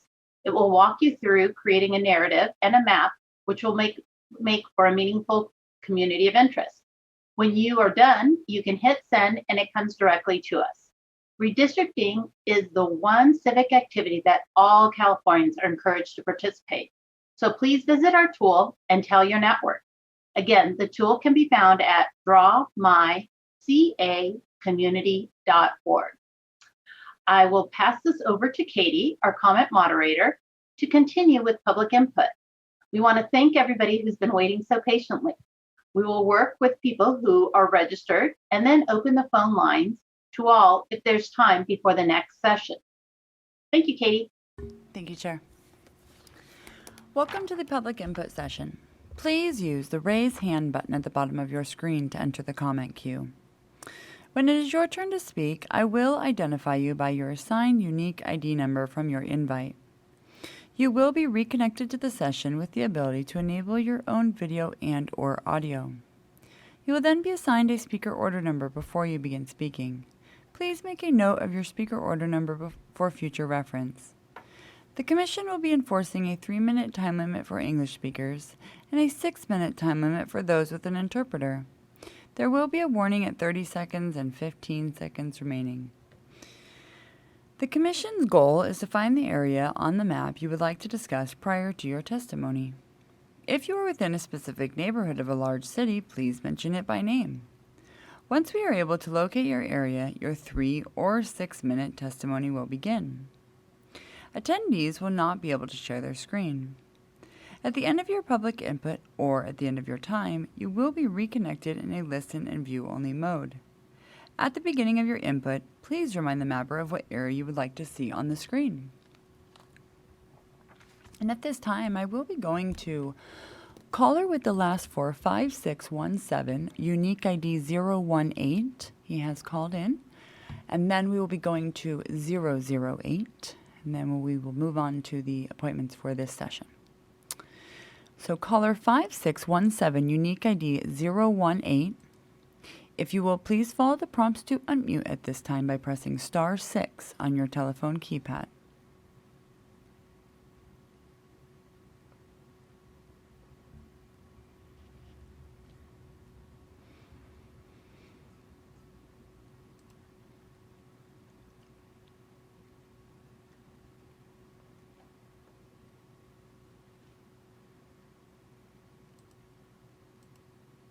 There you are. Yes, thank you. You're welcome. Yes, good afternoon. My name is Bill Rue. I am the Mayor Pro Tem for the City of Montclair, California, and I will be speaking about the city of Montclair, which is the western end of San Bernardino County on the border of the eastern end of Los Angeles County. I would like to emphasize that most of the lifetime of the city, and I can go back 60 years, we have been tied to our communities in both LA County and San Bernardino County. We have traditional ties to the cities of Claremont, Pomona, Upland, Ontario, Chino, as well as Montclair. We share quite a bit. We share school districts. We share,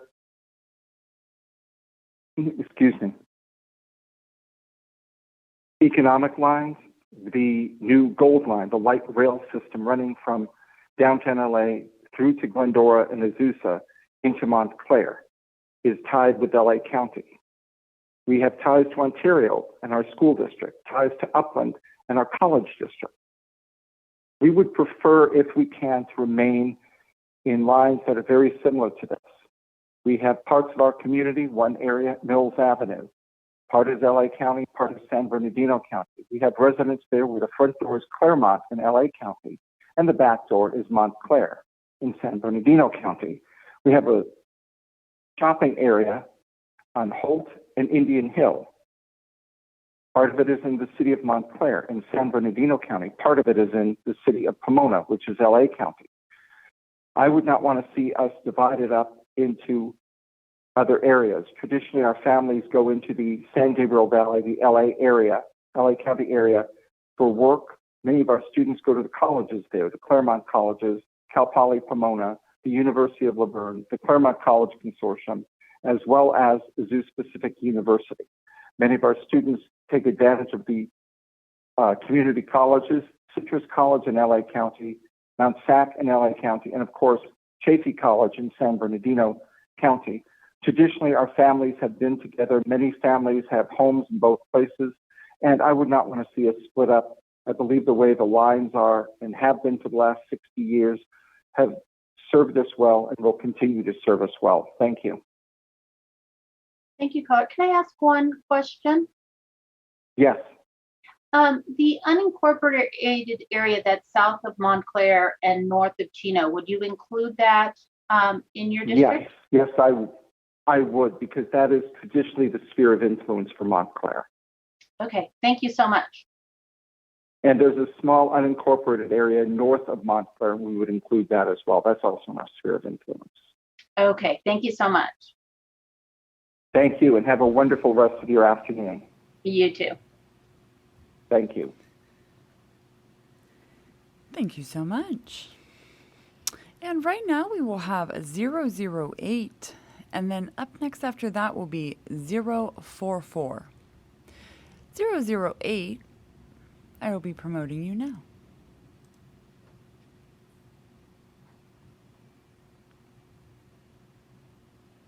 .008, your speaker order number will be number 17, if you'll please make note of that for future reference. You can now enable your audio and video in the lower left corner of your screen. If you'll please let the mapper know what area you'd like to discuss, the floor is yours. Hi, the greater LA area, please. Good afternoon. My name is June Lim, and I am the Demographic Research Project Director at Asian Americans Advancing Justice Los Angeles, which is a census information center, an official program of the U.S. Census Bureau that promotes the dissemination of census data to underserved populations. I am also LA born and raised, and it's where I am zooming in from right now. Today, I will present data supporting the COI testimony you've heard from our partners in the earlier session, representing the AAPI and AMEMSA Redistricting Collaborative.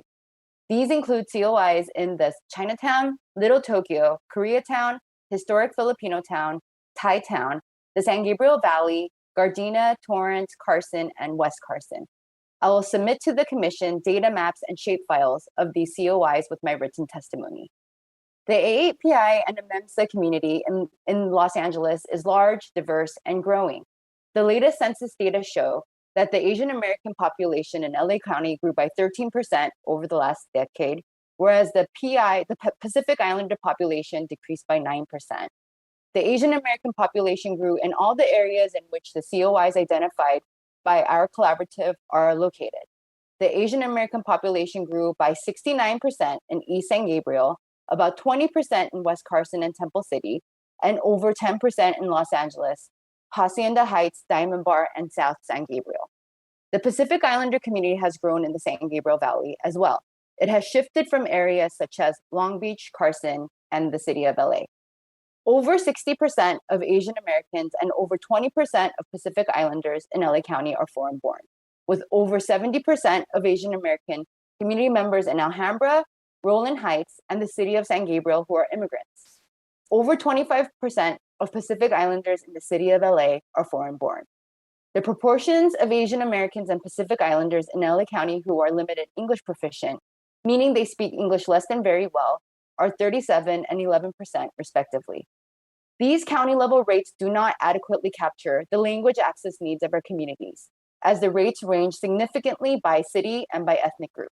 In some of the cities where our COIs are, such as in Alhambra, San Gabriel, Monterey Park, Rosemead, and Rowland Heights, over 50% of community members are limited English proficient. There are significant socioeconomic differences in the AAPI and AMEMSA communities that vary across cities and neighborhoods of LA County and across ethnic groups. 30 seconds. Asian Americans in Alhambra, Long Beach, Monterey Park, Rosemead, and San Gabriel have disproportionately high proportions of low-income households, where 1/3 to 1/2 of Asian Americans are low income. Over 1/3 of the NHPI community in the city of LA and Long Beach is low income. In closing, the AAPI and AMEMSA Redistricting Collaborative asks the Commission to respect the integrity of the communities of interest presented today. Thank you for your time. Thank you so much. And right now we will have 044. And then up next after that, we will be going to 031, as they have been here since the beginning of the first session. 044, I will be promoting you now.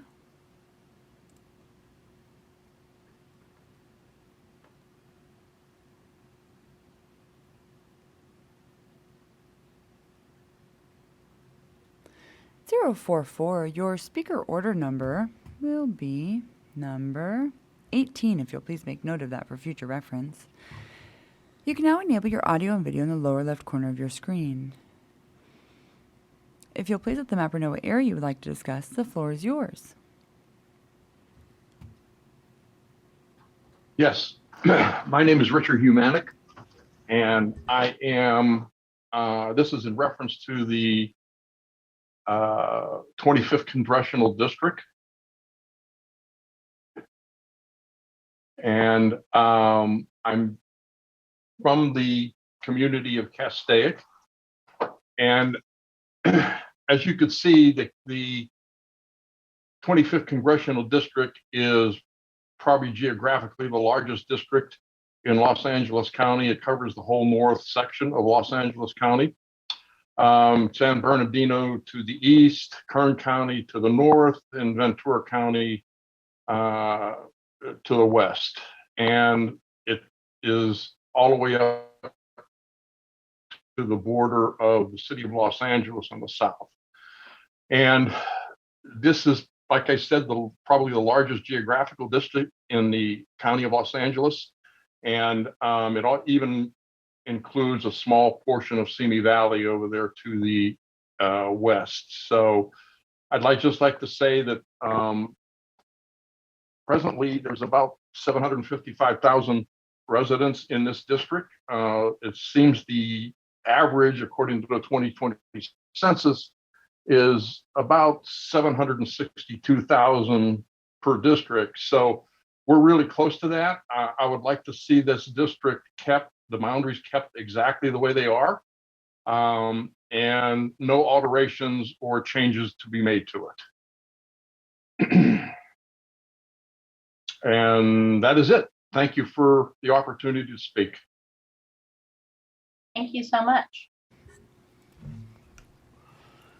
If I could ask for our Cantonese interpreter to make themselves available at this time, we do have a request for a Cantonese interpretation. 我哋有廣東話嘅翻譯。 Hi, one moment. 請等等。Please wait.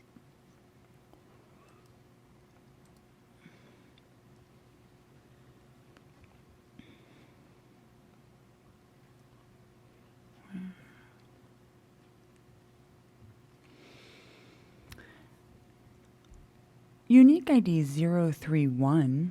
031號碼 Your speaker order number will be number 呢個 19. 係19號發言人號碼，請記住。 You can now unmute in the lower left 請 corner 你 of your screen. 開咪，請你開咪。 And the interpreter is here. 我哋尊敬嘅14位嘅專員， Respectable commissioners, 我係蔡潔儀， my 我 name 係 is 一個 Choi Kit-yi. 我係個長者義工 I'm an 領袖。 elderly and volunteer leader. 我今次咧，我係一個廣東話華裔美國加州洛杉磯縣嘅居民。 Chinese, Cantonese speaking. 我非常高興，我哋洛杉磯 I'm so 會議 happy. 2028年嘅奧運會。 I'm so happy to join the 2020 Olympic. 我哋今日咧個主題就係關於重新會分先區嘅利益共同聽證嘅要素。 Today, we're considering the privileges of this redistricting. 我先多謝我所有嘅非營利社團、教育社團 First of all, I 提供 thank you for 所 all 有 the 嘅主題嘅 organizations, 資訊俾我。 the 現在咧， nonprofit organization who provide me data. 現在咧，我想專員咧考慮我以下3個建議。 So I would like you to consider my 3 suggestions. 所有嘅社區嘅邊界咧，都喺洛杉磯縣嘅3個山谷，就係聖基表 Valley、 So 聖 all Fernando Valley 同埋 Pomona Valley。 The 3 valleys are very important: San Gabriel Valley, Pomona Valley, and San Fernando Valley. 我第一個建議同埋希望 My 發展 first suggestion, 係有 and 負 then I 得 hope 起 you 嘅 develop us. 舒適嘅居住環境，俾嗰啲 I would like 移 to 動 have 嘅房屋社 affordable, 區。 comfortable housing, good for children too. OK，等佢哋喺呢個多利益共同嘅特徵嘅係咧，我係哋希 So 望 that 低收入人士 they can 提 grow 供 very well in 優 these 惠同埋 communities. 免費安裝太陽能俾佢哋。 And then also have affordable solar energy for them. OK， 第二個建議，我係鼓勵同埋擴大 Input, 呢個 I 奧林 would 匹克嘅 encourage 精神、博愛精 the 神。 spirit of the Olympic.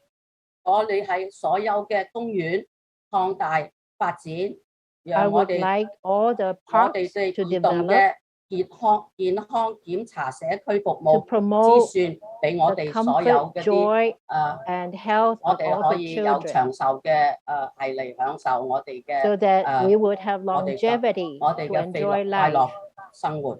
OK， 第3個係我希望能夠 The third 珍惜我哋文化嘅承傳。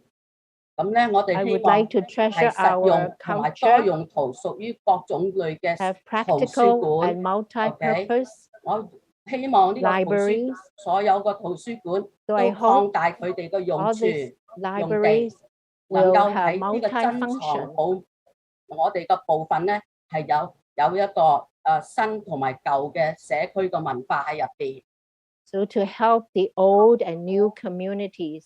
OK， 同時咧，亦都可以俾我哋一啲小組嘅會議室。 At the same OK， time, 我 provide 哋可 small 以發 groups 展社區同埋經濟咧 interaction，我哋嘅小 to 商業可 develop 以 us 同埋我哋嘅團體社團 economically 可以喺佢哋咧 and 小 also 組嚟 in the 投 community 呢個 interaction. 以上邊咧係我嘅希望喺呢個 So these are 呢 my 個社 hope 區嘅 and 共 wish. 益共同嘅情詞，呢個係我個夢想。OK， So 我亦 we 希望 hope that 能 our 夠現 communities 上。 will work together 多 harmoniously. 謝大家 So，this is my 希望 dream. 我哋能 Thank you 夠 so much. 我哋希望能夠努力為着我哋嘅 So 我 we 哋 hope 嘅 that we 所有 work 嘅 together. 我哋嘅加州Thank you 公 so 民 much. So we hope 能 the 夠 whole California will work very 非常 well 能夠 together 享受我哋嘅所有 so 優 that 先 all 嘅 California residents 嗰 can 個 enjoy 生活環境，我哋嘅 our 我哋 life, 嘅 our 天氣， environment, 我哋 our 嘅 climate, 雖然我哋而家需要水，但係咧我希 and 望多 also 啲落 good 好 water. 啲啦。OK，嚇， Okay. 所以多謝大家能夠 Thank you 聽到 so 我哋 much. 講話，多謝。 Let me share. Thank you so much. Thank you. May I ask a follow-up question? I really appreciated you sharing your dreams. 多謝你。 May I ask, do you have 可以 a specific community within California that you would like to see together, or just is your?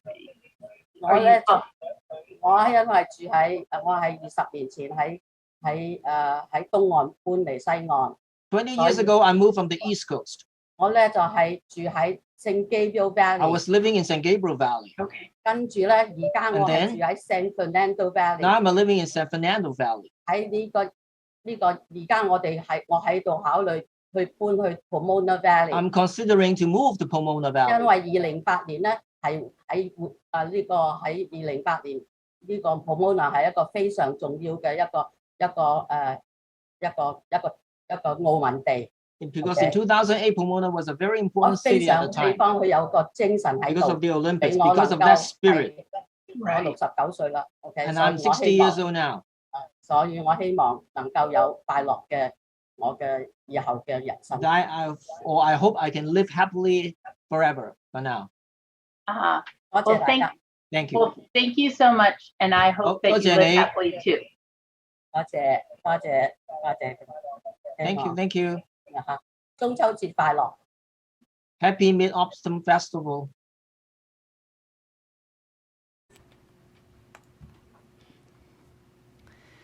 Right now we will have 037, and then up next after that will be 030. 037, I will be promoting you now.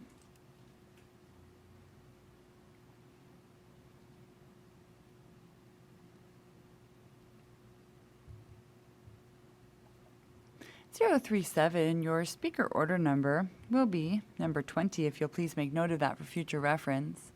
You can now enable your audio and video. If you'll please let the mapper know what area you would like to discuss, the floor is yours. Antelope Valley, Lancaster, Palmdale.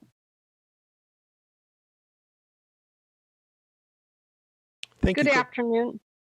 Good afternoon, commissioners. Thank you for doing this once again. There is an area of the Antelope Valley. Your arrow was almost on it up at the top. There's the pink area to the left a little bit. That area is known as Antelope Acres. It's a rural area that's part of Lancaster, Quartz Hill, and then it goes up to, and that isn't the other district. This is for speaking for including this into District 25. They are currently and have been in District 23, which is out of Bakersfield. There are many people that live there. It has generally gone up to the Highway 138 Avenue D up there at the top, but that's still another 4 miles to Avenue A, the Kern County line. And the Antelope Acres area has actually gone up onto the north side of Avenue D 138 and extends up into the Avenue C area. There's many people that have small acreage. The area has grown. They are all part of the Lancaster Palmdale area. There is one major school that is out there that goes from K through 8th grade. And then those students either go to Lancaster or Quartz Hill High Schools, which are other school districts. And then the west side of the valley, we're dealing with the Lancaster School District and the West Side School District. So it's all into 2 different districts here of the Congressional. I would like to see that part of District 25 because it's just split up the valley. It's just within 15 minutes driving in the town where they come into town to shop. And then the Lancaster area is all split up in a strange way. I'm not sure where the line is, but it just zigzags through Lancaster and puts us into two congressional districts. I'm asking for you to consider returning it to District 25 because we're all part of the same valley. You don't see it on this map, but there's a northeastern running mountain range that goes from about the I-5 at the 138, and it cuts up just north of Roseman through that Mojave area. And that's what divides Roseman from Kern County, just up a little bit further north. And it cuts right around through there and then diagonally down to across that section, and it makes that part of Kern County a part of the Lancaster, the Antelope Valley area, where we have the similar, that we are the same desert climate. And also we are home to the Antelope Valley Poppy, California State Poppy Reserve, which is to that the green area to the left of the pink area above Lake Hughes. It's a world renowned. We get people from all over the world visiting here. It would be beneficial to keep us all in one district. Thank you so much.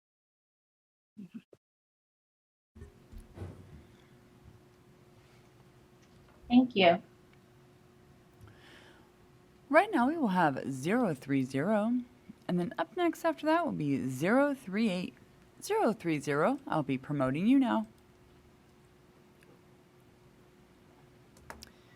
030, your speaker order number will be number 21. If you'll please make note of that for future reference, and if you'll please let the member know what area you would like to discuss, the floor is yours. Thank you very much for the opportunity. Yes, I would like to see Congressional District 17, which is in Outreach Zone C, specifically Santa Clara County and the city of Santa Clara.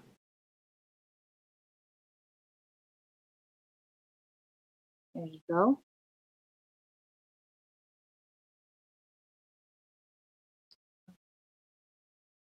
Again, thank you very much for the opportunity this evening to speak to the California Citizens Redistricting Commission. My name is Kathy Watanabe. I'm a council member in the city of Santa Clara, and I'm here representing Mayor Lisa Gilmore and our council members. As leaders in the city of Santa Clara, we are aware of the central placement our city holds in the 17th Congressional District, the only Asian American majority district in the continental United States. Our city is home to many tech companies and community-wide events, including the Silicon Valley Technology, Innovation, and Entrepreneurship Forum, Silicon Valley International Invention Festival, and United We Stand rallies against the recent spike in anti-Asian American and Pacific Islander hate crimes. Santa Clara is home to hundreds of tech startups and thousands of workers, drawing in thousands of employees from surrounding cities who work in Santa Clara. As a result, Santa Clara must ensure the infrastructure to handle the increased traffic each day from surrounding cities. Santa Clara residents, nearly 75% of whom drive alone to work, spend an average of 23 minutes commuting to work. Many Santa Clara residents rely on public transit and affordable housing. 34,000 homes have been built with assistance from federal funding, yet tens of thousands of more families seek assistance. However, those who cannot find homes often do not have means of personal transportation either, therefore forcing the homeless population to solely rely on public transit as a way to get to shelters or kitchens. The issues facing Santa Clara are not unique. Many of the issues Santa Clara faces are also found in and can be resolved by working with surrounding cities. Resolving these issues requires cooperation not only between local leaders and officials, but federal backing as well. Therefore, it is our recommendation that Santa Clara continues to stay in the same congressional district, District 17, as Fremont, Milpitas, Newark, North San Jose, and Sunnyvale. Respectfully submitted, Mayor Lisa Gilmore and the City Council. Again, thank you very much for your time this afternoon. Thank you. Right now we will have 038, and then up next after that will be 033. 038, I'll be promoting you now.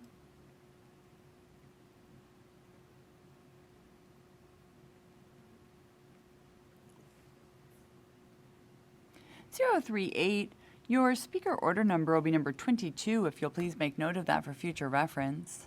You can now enable your audio and video in the lower left corner of your screen. If you will please let the mapper know what area you would like to discuss, the floor is yours. Good afternoon, Commissioners. I'm speaking about the City of Long Beach, the southeastern Los Angeles County, and northwestern portion of Orange County. Good afternoon, Commissioners. My name is Tracy Titleman, and on behalf of our President, I'm representing Long Beach and Long Beach Transit is in support of the City of Long Beach and the Long Beach Together Coalition in its position to maintain its current district lines. Long Beach Transit maintains a very strong relationship with its elected federal and state representatives in its effort to provide essential transit services to its customers in the Long Beach service area. The current districting in Long Beach is very helpful as it enables Long Beach Transit to work hand in hand with our elected state and federal representatives and discuss key transit matters that affect their constituents. Long Beach Transit is an important part of meeting the needs of residents that rely on our services. We strive to meet our local, regional, and state climate goals in clean air technology and supporting job creation. Long Beach Transit is currently on the road to a zero-emission transportation future and will only be purchasing zero-emission buses going forward to meet the goal of having a 100% zero-emission fleet by 2030. We have relied heavily on our federal and state representatives to ensure funding to support this significant initiative. Without proper state and federal funding over the next decade, Long Beach Transit might not be able to meet our zero-emission goals while expanding ridership and delivering the important services that our customers expect and our residents expect. Long Beach Transit service covers southeastern Los Angeles County and the northwestern portion of Orange County. So we support the Congressional District being in both Long Beach and Orange County. This provides seamless advocacy at the federal level. Long Beach Transit supports the City of Long Beach's efforts to district lines. Thank you for your time and your work in this redistricting process. Thank you. Can I ask one just quick curiosity question? Just a moment, sure.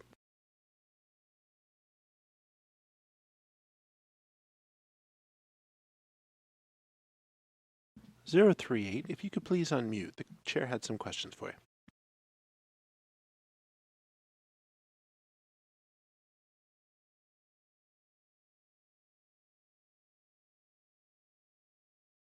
Welcome back, 038. The chair had a couple questions. Thank you. Thank you so much for your testimony.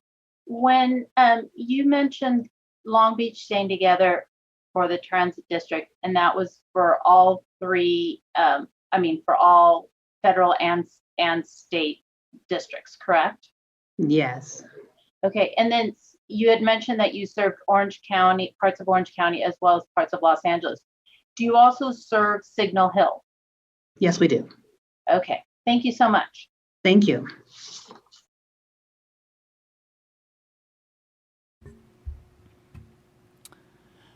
Right now we will have 033, and then up next after that will be 040.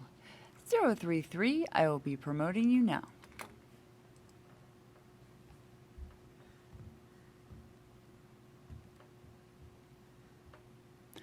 (033), your speaker order number will be number 23. If you will please make note of that for future reference, and if you'll please let the mapper know what area you would like to discuss, the floor is yours. I'll be speaking about the City of Long Beach. Thank you. Go ahead.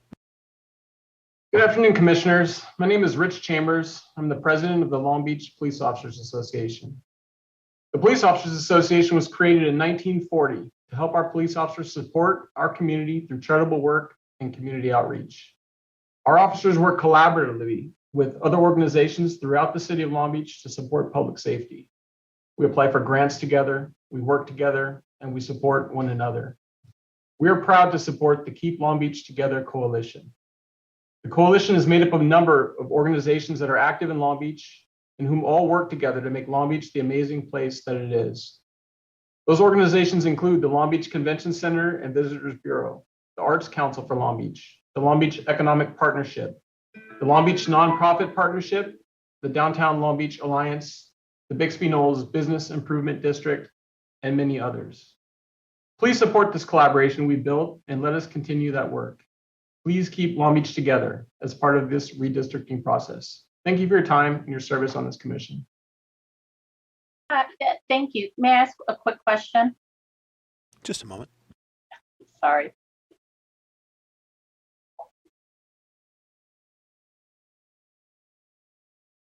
(033), if you could please unmute. The chair had some questions for you. Yes. Thank you so much for your testimony. I just wanted to confirm that when the Long Beach Coalition says keep Long Beach together, that includes Signal Hill, the city of Signal Hill? Yes. Okay, thank you so much.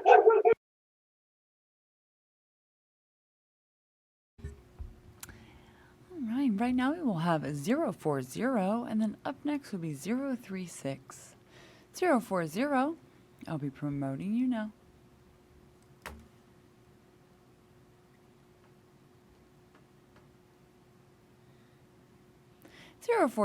Your speaker order number will be number 24, if you'll please make note of that for future reference.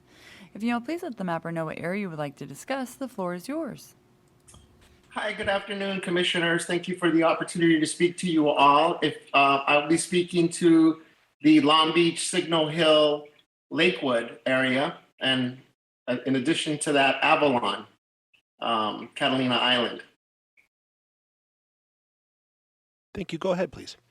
Thank you. So my name is Dr. Juan Benitez. I'm the president of the Long Beach Unified School District Board of Education.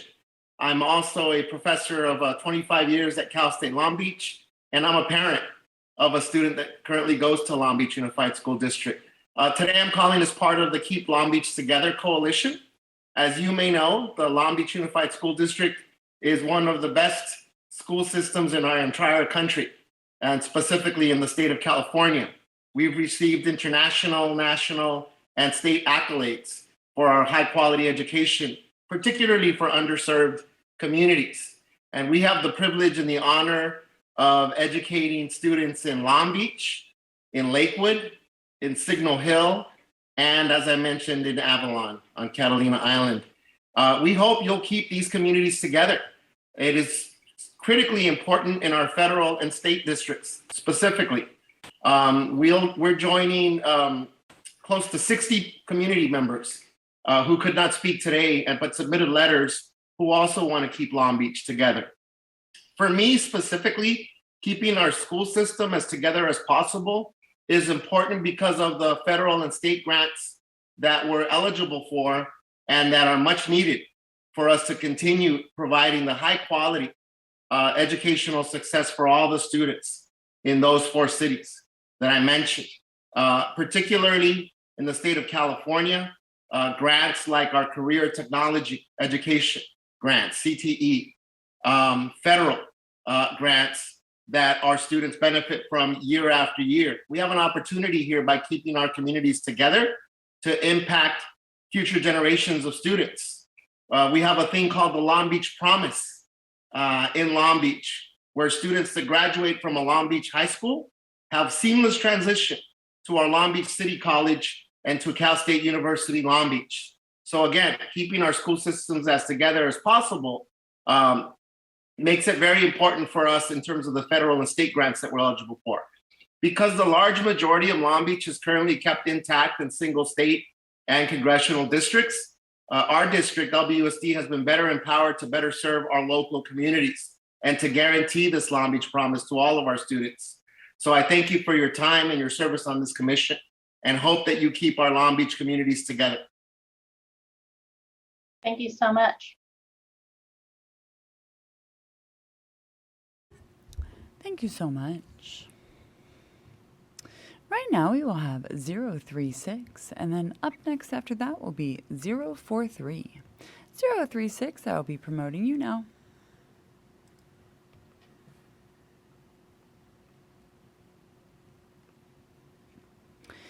(036), your speaker order number will be number 25, if you'll please make note of that for future reference. You can now enable your audio and video in the lower left corner of your screen. If you'll please let the mapper know what area you would like to discuss, the floor is yours. Thank you so much. I hope you can hear me. I will also be speaking on Long Beach. Thank you. Go ahead, please. Thank you. Good afternoon, commissioners. My name is Alex Canarella. I'm calling in representing the Long Beach Area Chamber of Commerce. We are also part of the Keep Long Beach Together coalition. Our coalition is made up of many organizations that are active in Long Beach and all work together to make Long Beach the amazing place that it is, including the Long Beach Nonprofit Partnership, California Apartment Association, Long Beach Hospitality Alliance, Arts Council for Long Beach Museum of Art, Long Beach Camerata Singers, Music Angelica, Long Beach Opera, Long Beach Playhouse, and numerous other businesses, arts, business, and ethnic equity organizations. We've just submitted letters from over 60 members of our community who could not speak today, but who also want to keep our community together. We know that you have a tough job to do, but we're hoping that it might be made a little easier knowing that the lines that were drawn 10 years ago kept us mostly together already. We also understand that the statewide loss of a congressional seat will impact representation. The vast majority of our city is currently on one congressional seat, along with the neighboring cities in Orange County and Signal Hill. We are hopeful to continue the partnerships and relationships we have built with these cities at the federal level and on federal lines. Thank you so much for all your work.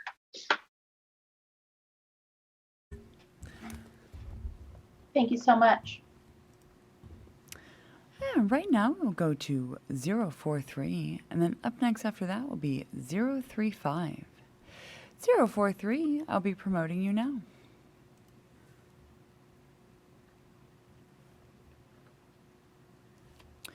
Zero 43, your speaker order number will be number 26. If you'll please make note of that for future reference. You can now enable your audio and video in the lower left corner of your screen. If you'll please let the mapper know what area you would like to discuss, the floor is yours. Hi, good evening, everyone. Thanks for allowing us to participate in this process. I'll be discussing the 25th District in north of the 514 interchange. I believe some previous callers had already commented on that, but I just respectfully request that you keep that district intact. The previous caller had mentioned a few areas in the Antelope Valley area that I would agree with that should be incorporated in. It seems like a logical step, but I'm a 25-year resident of the Santa Clarita area. I currently live in the Castaic area and love the community. It has many things to offer. It has its own kind of boundary other than the Simi Valley area with the mountain range right through the 5 and the 14 and then north of that. But immense growth out here. There's planning on 20,000 new homes to be built. And I'm hoping that the infrastructure can handle that. But, Magic Mountains up here, they have a lot of community events. Amgen hosts, an annual pro cycling segment through here.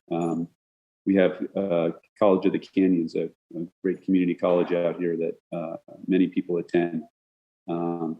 But we also have a variety of areas, right? So you have from Canyon Country to Lancaster to Valencia proper to Castaic, they have a lot of horse property out there, and it's just a great diverse area that brings a lot of different people together for different functions. The church community out here is outstanding. There's sports centers. We have Castaic Lake, which brings a lot of people in to use the lake during the summer.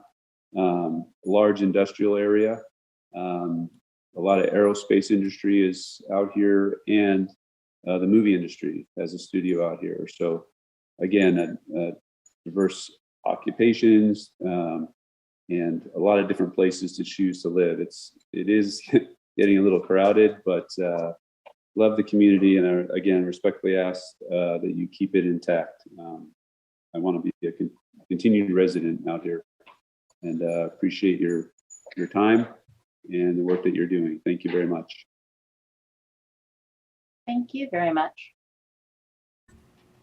Right now we will have 035, and then up next after that will be 025. 035, I'll be promoting you now.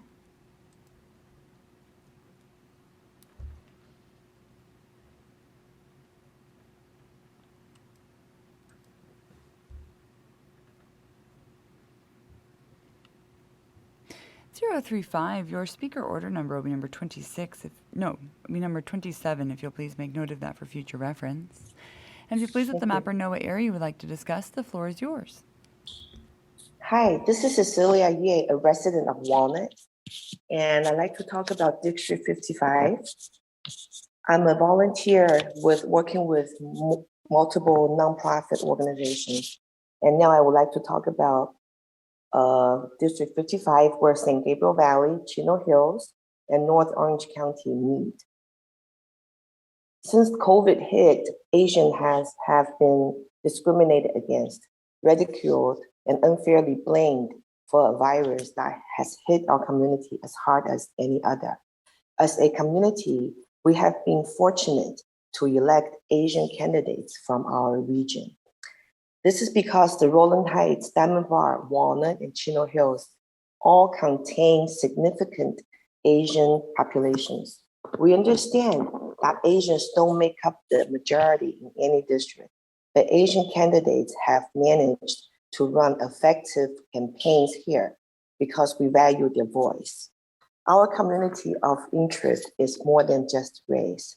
Those of us who live in these cities also share a frustration with the Highway 57 and 60 interchange. We are united by Chino Hills State Park, which is an open space recreation area that borders these cities. We are united by a need to prevent wildfires from ripping through the park as happened last year. Rowland Heights, Diamond Bar, and Walnut share the same fire, police, and library services. Additionally, we are connected via the 10 and 60 freeway and major thoroughfares such as Grand Avenue and Valley Boulevard. West Covina has mostly Hispanic population as well as Asians, but it does not share the same transportation, recreation, and fire concerns that we do. West Covina is more closely aligned with Covina and La Puente. Those cities share the 10 freeway corridor as well as common income and housing value figures. So please consider placing Diamond Bar, Walnut, Rowland Heights, and Chino Hills in the same legislative and congressional seat to ensure our AAPI voices are heard. Thank you for your time. Thank you so much. And right now we will have 025. And then up next after that will be caller 8178, unique ID 048. 025, I will be promoting you now.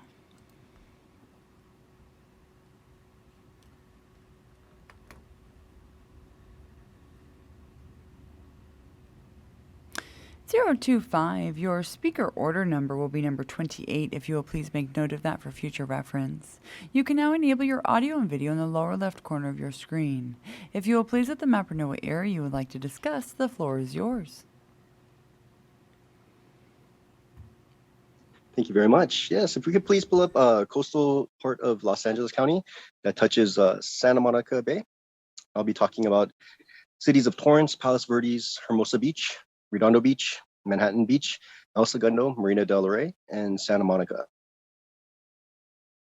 Okay, so thank you very much. So my name is Dean, and I've been a lifetime resident of Torrance, 41 years now.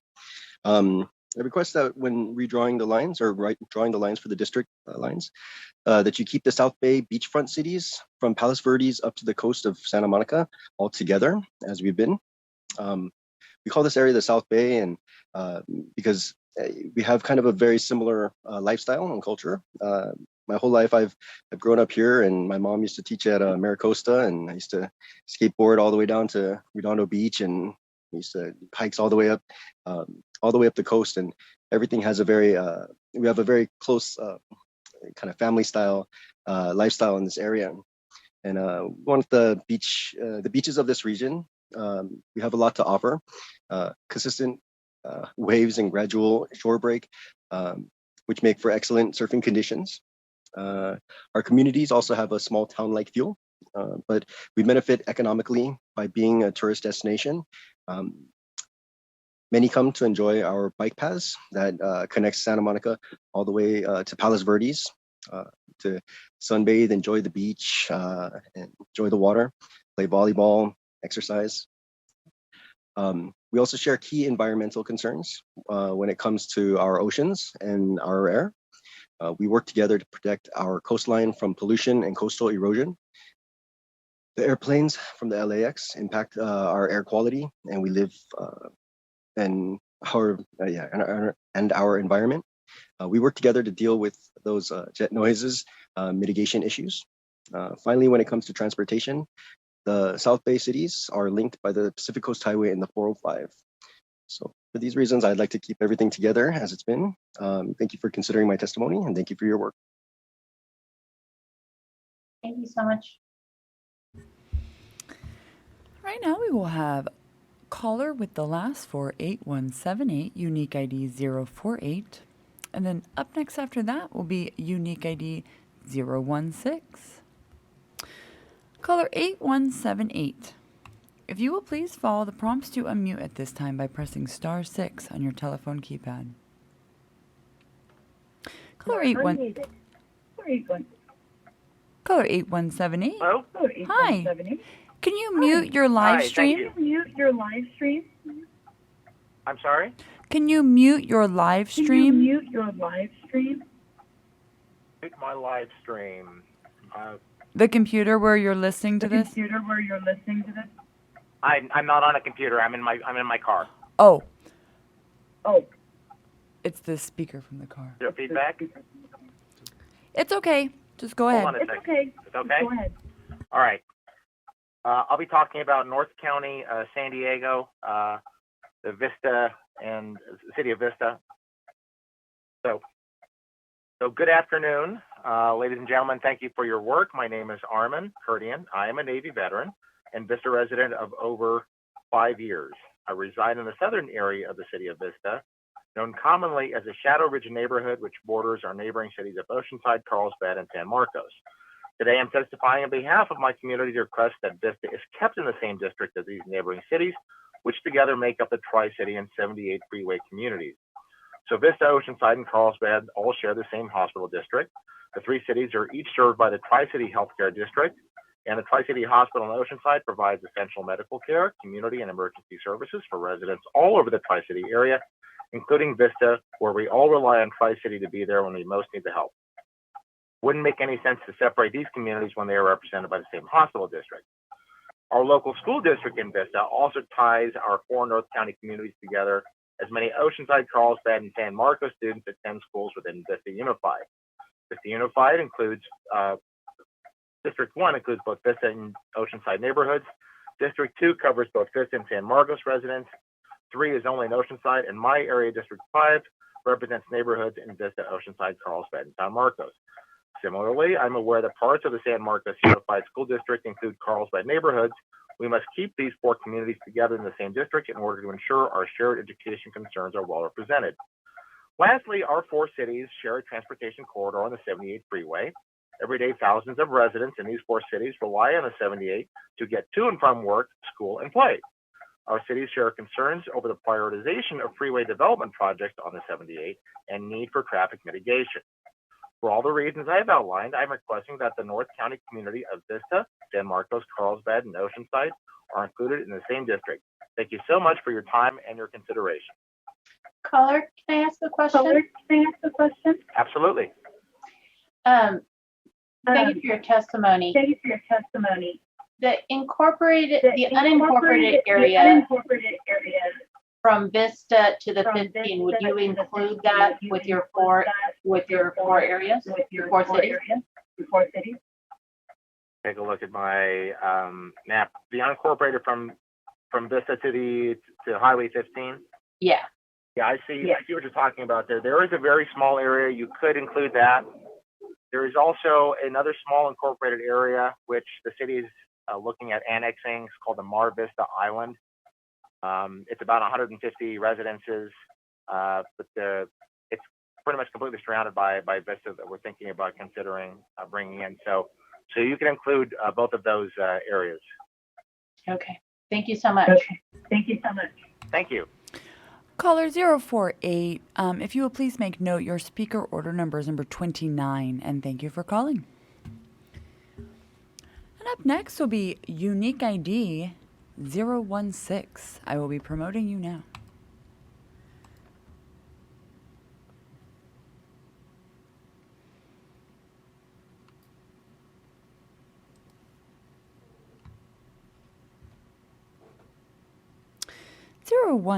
Your speaker order number will be number 30 if you'll please make note of that for future reference. You can now enable your audio and video in the lower left corner of your screen. If you will please let the mapper know what area you would like to discuss, the floor is yours. Good afternoon. My name is Rosalind Ibanez. I'm looking at if you could look at Carson, City of Carson and West Carson.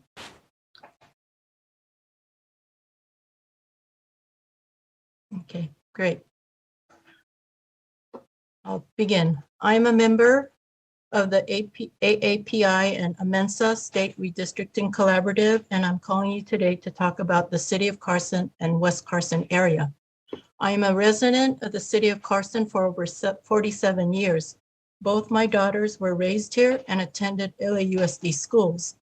As a resident of the city, I was appointed to the City Planning Commission and on the Community Civic Engagement Board. My husband Florante and I are co-authors of Filipinos in Carson and the South Bay. Our book highlights the history of Filipino American community and the major waves of immigration. Since the 1910s, many were single Filipino men who worked in the US military, farm workers, cannery workers, or students attending colleges nearby. After World War II, many Filipinos joined the US military and brought their families here. Today, there are over 25,000 Filipino families, seniors, youth, who all call Carson their home.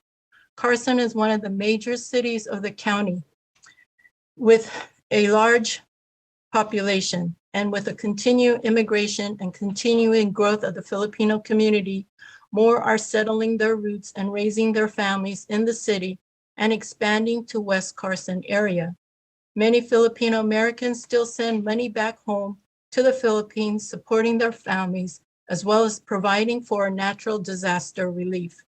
In 2012, the city unveiled the Jose Rizal Monument in the International Sculpture Garden. Jose Rizal was a Philippine national hero. At the time, Consul General Mary Jo Aragon stated, "The construction of such monument will be a realization which hosts the largest concentration of Filipinos outside of the Philippines." The city holds an annual June 12th Philippine Independence Day, and October is recognized as Filipino American History Month. During the month of October, my husband and I have put out cultural and educational displays at the Carson Library. We held presentations on our book with the authors of Hawaiians in Los Angeles, showed a film on the debut, a realistic Filipino-American immigration story, and showed the documentary on Delano Manong's Forgotten Heroes of the United Farm Workers. Last year, we donated to Cal State Dominguez Hills archives and special collections of some of our Filipino-American documents. These documents are important to the Filipino community because we can inform our communities of the rich history and pass it on to others and the future generations to come. Again, please, it is important that we keep Carson and West Carson intact. Thank you again for hearing me today. Salamat. Right now we have caller 2515, and then up next after that will be caller 5754. And I'd like to invite the others that have called in this evening that have not given comment to please press star 9 on their telephone keypad. This will raise your hand indicating you wish to give comment this evening. Caller 2515, if you will please follow the prompts to unmute at this time by pressing star 6.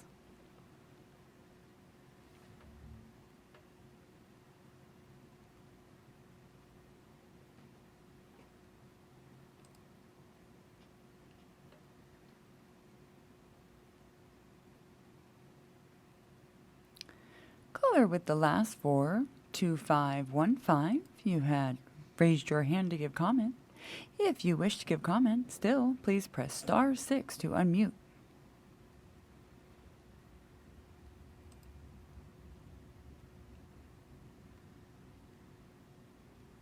There you are, caller 2515. Your speaker order number is going to be number 31. If you'll please make note of that for future reference. And if you'll please let the mapper know what area you would like to discuss, the floor is yours. All right, I'd like to talk about CA 25 and AD 38. So CA 25 includes Santa Cruz Valley, Antelope Valley, and Porter Ranch, all of which are in Los Angeles County. But we do have a small portion of the district in Ventura County, which includes Simi Valley. I'd like to see Santa Cruz, the AV, and Porter Ranch stay a part of the district. I'd also like to see the new district be entirely in LA County, moving south to San Fernando Valley. Communities in LA County do not share much in common with Simi Valley or Ventura County. We do not share school districts or water districts or county supervisors. We don't advertise each other's events. You can especially see the differences during the pandemic, which was difficult for elected leaders to communicate effectively about health protocols since Ventura County and LA County had different protocols. Santa Cruz shares a lot more in common with San Fernando Valley than Ventura County, and I urge you to draw the district so that it excludes Ventura County and includes San Fernando Valley. And also 8038 currently includes Santa Cruz Valley, Porter Ranch, and part of Simi Valley. And Simi Valley should also not be part of our assembly district because of reasons stated previously about CA 25. Thank you. Thank you so much. Right now we have caller with the last four, 5754. And up next after that will be caller 9751. Caller 5754, if you will please follow the prompts to unmute at this time by pressing *6. Caller 5754, your speaker order number will be number 32, if you will please make note of that for future reference. And if you'll please let the mapper know what area you would like to discuss, the floor is yours. Hi, I'd like to discuss the Oceanside, Vista, San Marcos, and Carlsbad area of northern San Diego. Thank you. Go ahead, please. Thank you. My name's Andrew Reinecke. I'm a disabled Army veteran, retired officer, and also a volunteer within the community here. And having all of our, having our district together to incorporate the Tri-City, the three cities, Oceanside, Carlsbad, and Vista, and also bringing in San Marcos, is vital to the veteran community. We have a disproportionate amount of veterans living in San Diego County generally, but in Oceanside and Carlsbad specifically. Being able to have a leader who understands veterans issues on a level that's different than just responding to veteran requests, I think would benefit or continue to benefit the veteran community out here in Oceanside. So thank you for your time. I really appreciate it. I'm just looking to speak up for our veterans here.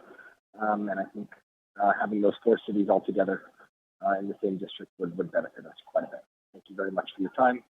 Thank you for all the work that you do. This is where it all starts. So God bless. Thank you, caller. You were coming in and out, so I just wanted to confirm, what were the cities you wanted to make sure stay together? I'm sorry, I'm on the train coming from Los Angeles, the Amtrak here. It's Oceanside, Carlsbad, Vista, and San Marcos. Perfect. Thank you so much. Enjoy your train ride. Thank you.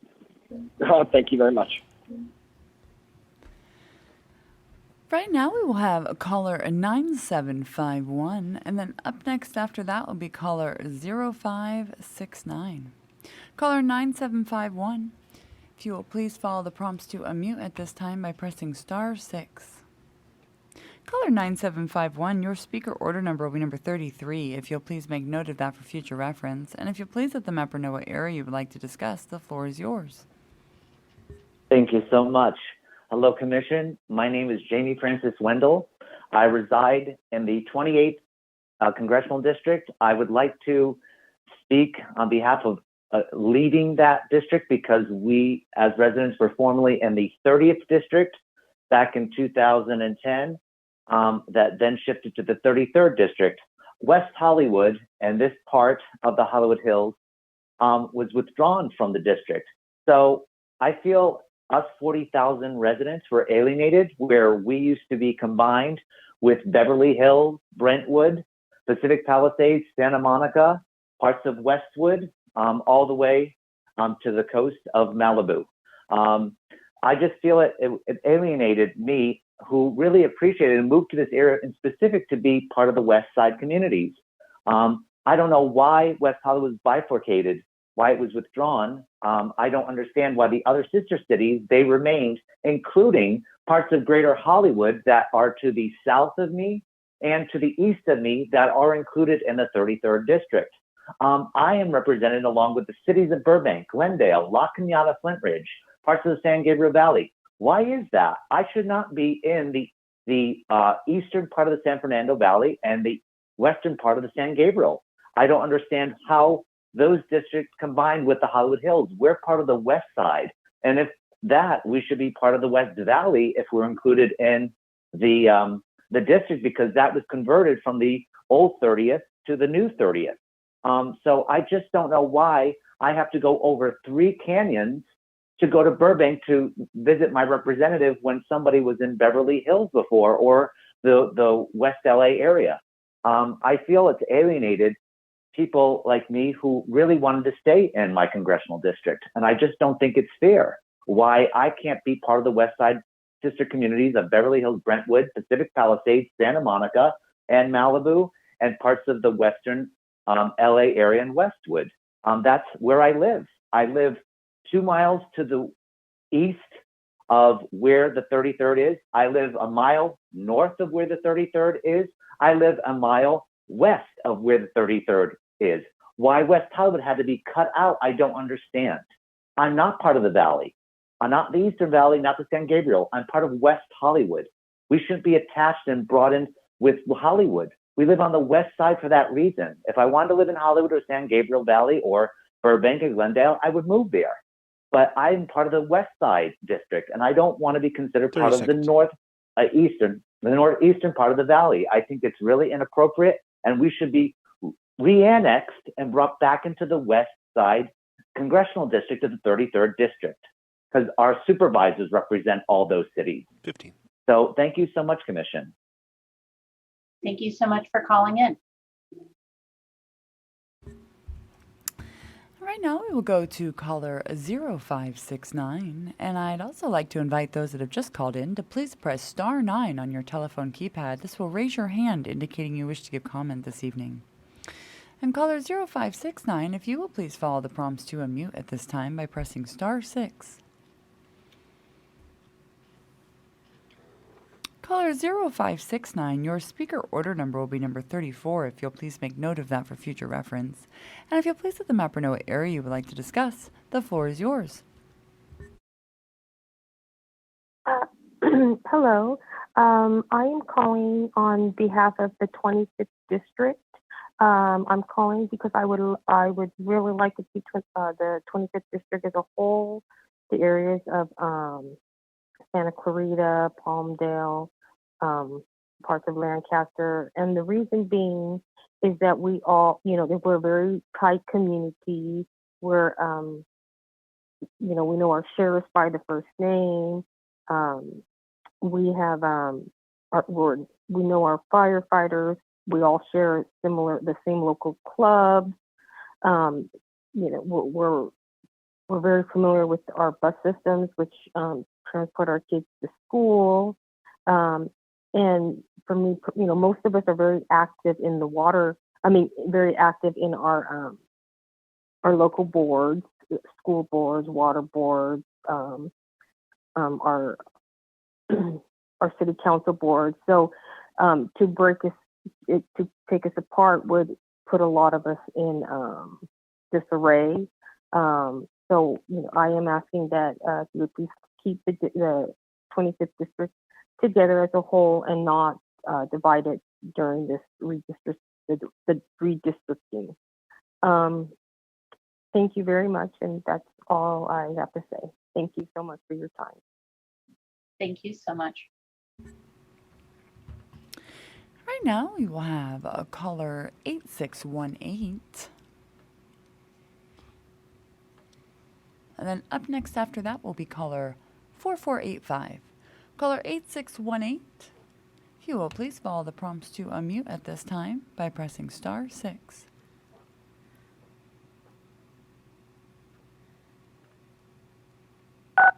Caller 8618, your speaker order number will be number 35, if you'll please make note of that for future reference.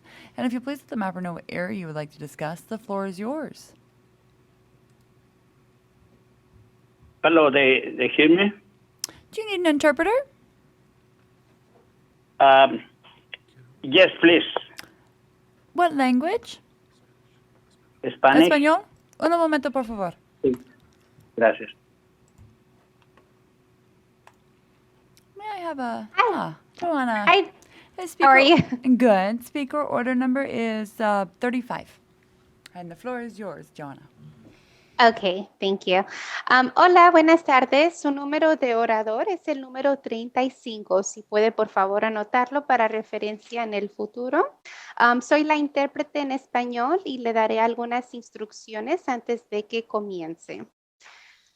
Gracias. De nada. La interpretación del español al inglés es consecutiva, así que por favor hable en frases cortas de 2 a 3 frases a la vez y cada vez que haga una pausa, yo le interpretaré o tal vez le interrumpa y le pida que haga una pausa. Es la meta de la comisión encontrar el área en el mapa que usted gusta mencionar antes de que dé su testimonio. Si usted está dentro de un vecindario en una ciudad grande, por favor, menciónelo por nombre. Una vez que podamos ubicar su área, tendrá 6 minutos en lugar de 3 minutos. Si gusta mencionar su área, por favor, primero. Sí, la comunidad de Walnut Park, California. Yes, I'll be talking about the community of Walnut Park in California. Okay, adelante. Muchas gracias, comisionado, por dejarme hoy día hablar. Thank you Mi so much, nombre es Salvador commissioners. Díaz. Thank you so much, commissioners, for allowing me to speak today.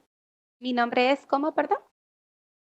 Salvador Díaz My name is Salvador Sí. Diaz, y vivo en la comunidad de Walnut Park. and I live in the community of Walnut Park.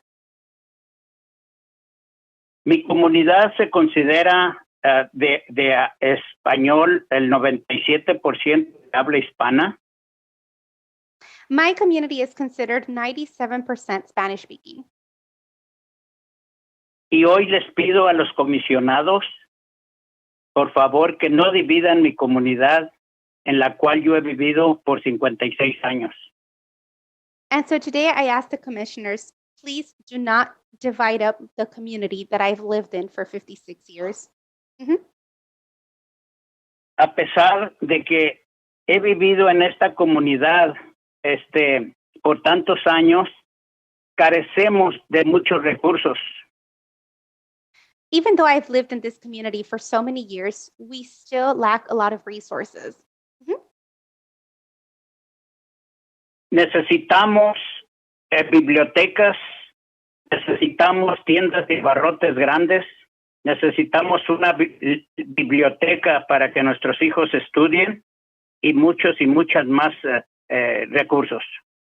We need libraries, we need big stores and big libraries where our kids can study and lots of resources. A pesar de todo, nosotros pagamos taxes igual que otras comunidades que lo tienen todo. And besides, we pay taxes just like any other communities that have it all. Nosotros colindamos con freeways, el 105, el 710, el 110, el 5 y el 60. We are next to the freeways, the 105, the 710, the 110, the 5, and the 60. Queremos que no dividan a nuestras comunidades y no se lleven parte solamente de los negocios, que es lo que genera dinero y los recursos para que entren a nuestras comunidades para mejores beneficios. We want our communities not to be divided and for the only portions to be taken for those like the business portions to be taken, the ones that generate the money and the resources. We want resources to enter our community and to benefit us. Hemos sido afectados por la pandemia del COVID-19, igual que muchas y muchas comunidades, pero nosotros aquí, por no tener esos recursos, muchas de las familias han perdido familiares, han perdido trabajo, y eso es lo más difícil de vivir en una comunidad unincorporada como es Walnut Park. We have been impacted by the COVID-19 pandemic, just like many other communities. But because our community lacks the resources, many of our families have lost family members, have lost work. And that's what makes us different, because we are, that's what makes it difficult, because we are an unincorporated city here in Walnut Park. Hoy día les pregunto y les pido a los comisionados que tomen en cuenta nuestras comunidades que han sido lastimadas por mucho tiempo y no tenemos recursos, para que unidos podamos tener más beneficios, igual como lo que tienen las demás comunidades, parques, recursos, el sistema de buena educación de escuelas, y muchas gracias por tomarme en cuenta, y ojalá que podamos trabajar juntos para que nuestra comunidad sea mejor todo el tiempo. Muchas gracias. And so today I am asking, or I am requesting from the commissioners to take our community into account, take us into consideration. We've been hurt for a very long time because we don't have any resources. And so we want to be able to remain united in order to get more benefits and to have more like other communities have, to have better parks, more resources, a better school system. And so thank you so much for taking my testimony into consideration. And I hope that we can work together so that we can improve our communities. Thank you so much. Señor, tengo una pregunta. ¿Está ahí todavía? Sí, aquí estoy. Sir, I have a question. Are you still here? Yes, here I am. Muchas gracias. Usted ha dicho Walnut Park y otras comunidades. ¿Cuáles son las otras comunidades? Sir, you mentioned, thank you so much. You mentioned Walnut Park and other communities. What are those other communities that you're mentioning? La comunidad que yo quisiera agregar a mi comunidad es la comunidad de Florence Firestone. Es la única, pero no quisiera que me agregaran a Huntington Park, a Southgate o a Bell, ya que esas comunidades son excesivos los taxes que se pagan y los beneficios que nosotros no podemos agarrar porque somos unincorporados. The communities that I would like to add would be only the community of Florence and Firestone. I would not like to be added with Huntington Park, Southgate, or Bell, because those cities pay much higher taxes, and the benefits that they have, we would not be able to receive as an unincorporated area of Walnut Park. Muchas gracias. Thank you. Gracias a usted y gracias por la respuesta y la pregunta que me hizo. Gracias a todos ustedes. Thank you, and thank you for the answer and the questions that you asked. Thank you to all of you. Thank you so much. And we do have 028 who has joined us. I will be promoting you now.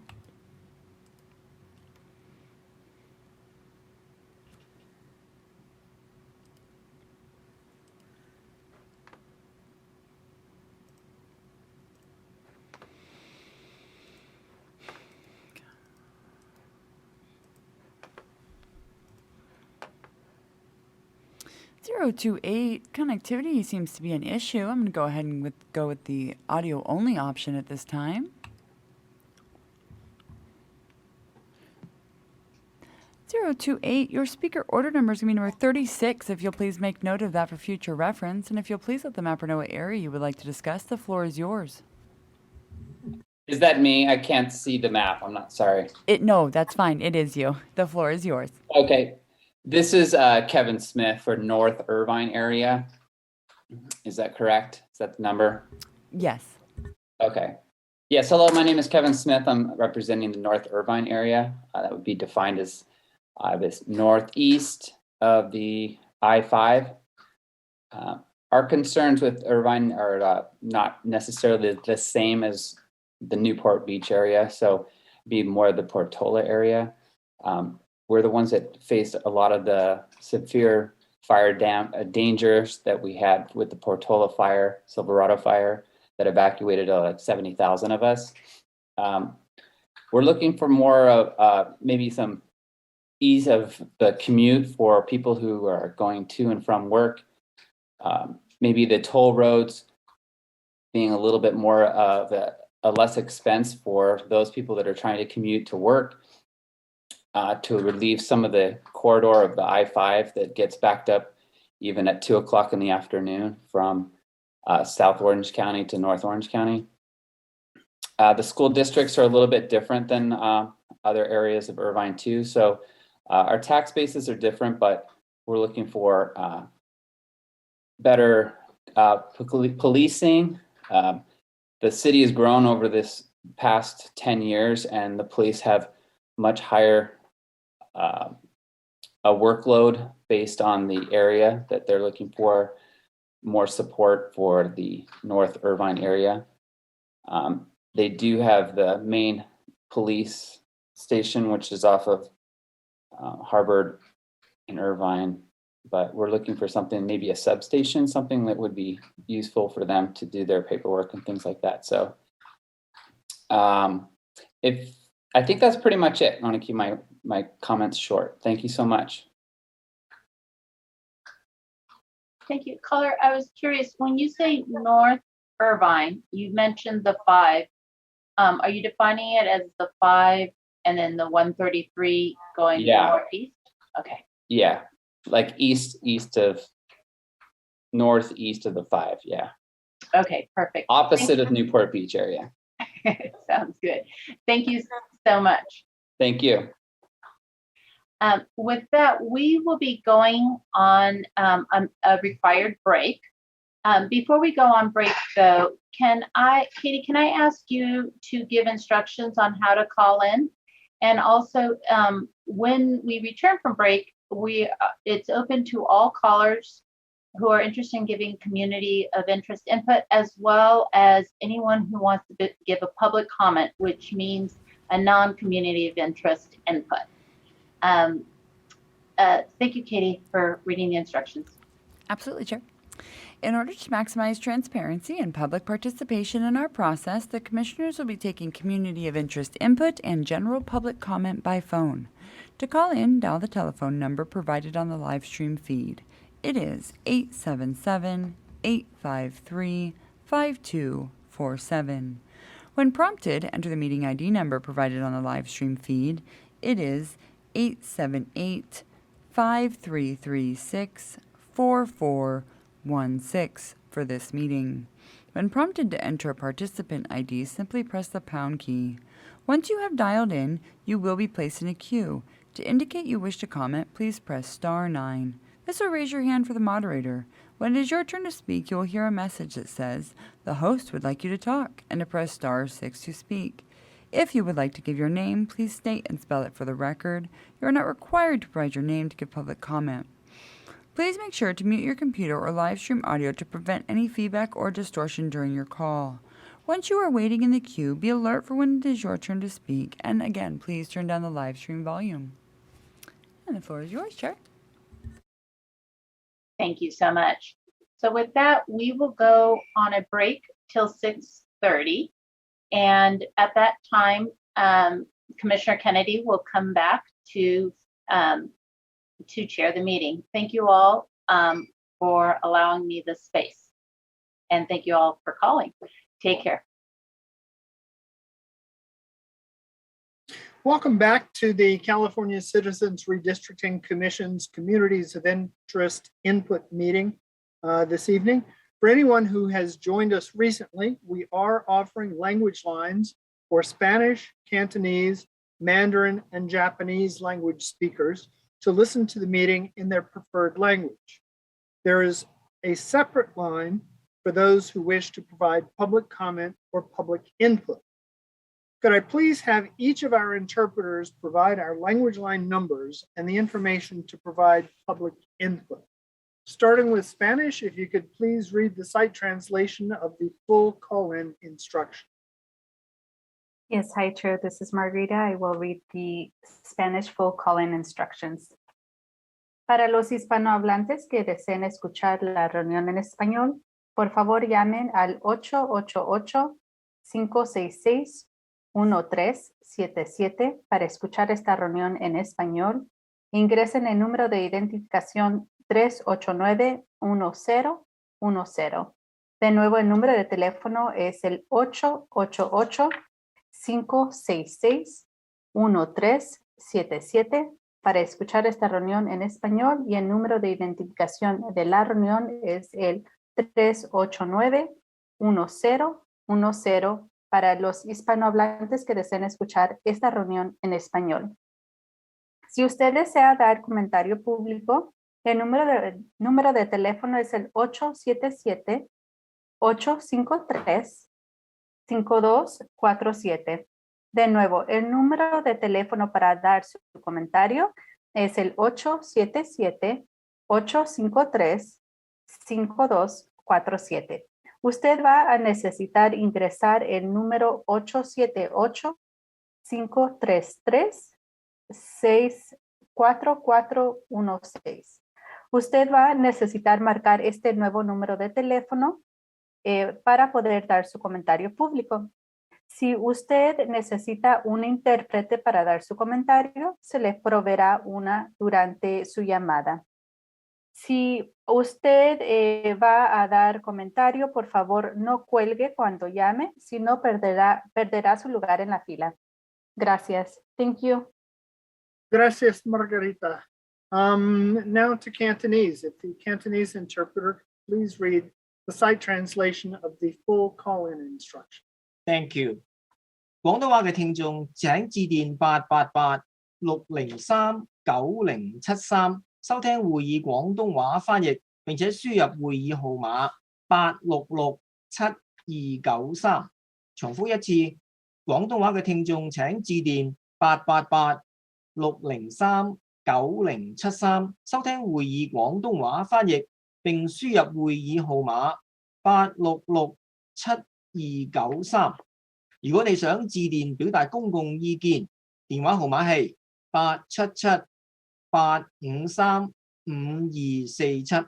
重複一次，電話號碼係877-853-5247。你需要輸入號碼878-5336-4416。為咗表示你想表達意見，請按星9。你需要致電該新號碼表達公眾意見。如果你使用翻譯提供意見，在此發言電話上面會有翻譯提供俾你。如果你致電發言，請唔好收線，否則你需要重新輪候。Back to you, Commissioner. Thank you. Now to Mandarin. If we could have the Mandarin interpreter, please read the site translation of the full call-in instructions. Yes, Chair. 国语听众请打1888-455-5950收听本会议，并输入会议 ID 号码是5461715。再重复一遍，国语听众请您打1888-455-5950收听本会议。并输入会议 ID 号码是5461715。如果您想要打电话进来发表意见，请拨打另一支号码是1877-853-5247。再重复一次，发表意见的电话号码是1877-853-5247，之后输入878-5336-4416。如果您想要发表评论，请按星号键和数字9。您需要打这个星号码才能够发表公众意见。如果您要通过口译员发表意见，这条发言专线上将会有口译员为您服务。如果您打电话进来发言，请不要挂断，不然会失去排队的号码。Thank you, Chair. Thank you. And now finally to Japanese. If the Japanese interpreter could please read the site translation of the full call-in instruction. Sure.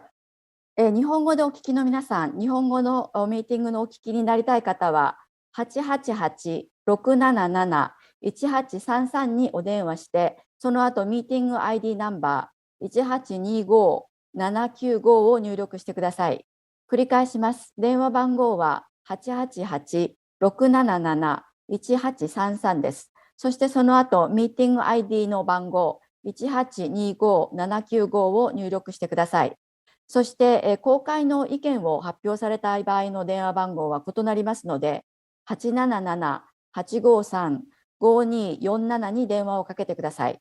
繰り返しますと、877-853-5247の電話番号になります。そしてその後に878-5336-4416と入力してください。そして、このコメントを発表したいという場合には、スター9、米印の9番を押してください。そして、この新しい番号を押さないと、パブリックインプットということで発表することはできません。その通訳が必要な方は、この LINE で通訳を提供することができます。そして、もう電話をした場合、途中で電話を切らないようにしてください。電話を切ると順番がなくなってしまいます。以上です。Thank you. Thank you. And thank you to all of our interpreters for your support this evening. This session is specifically dedicated to those that did not have an appointment.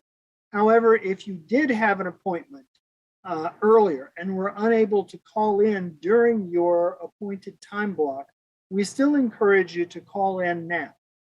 As a reminder, even though we are focusing on Southern California counties today, Californians from anywhere in the state are welcome to call in and provide input on their community of interest.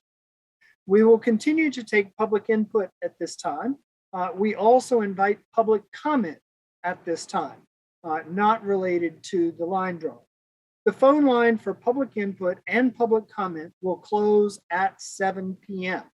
We will get to all of the callers who are in the queue at that time, including going beyond 7 p.m. if needed, but the phone lines will close at 7 p.m. So if you have called by 7 p.m., please do not hang up. We will get to you and look forward to hearing from you.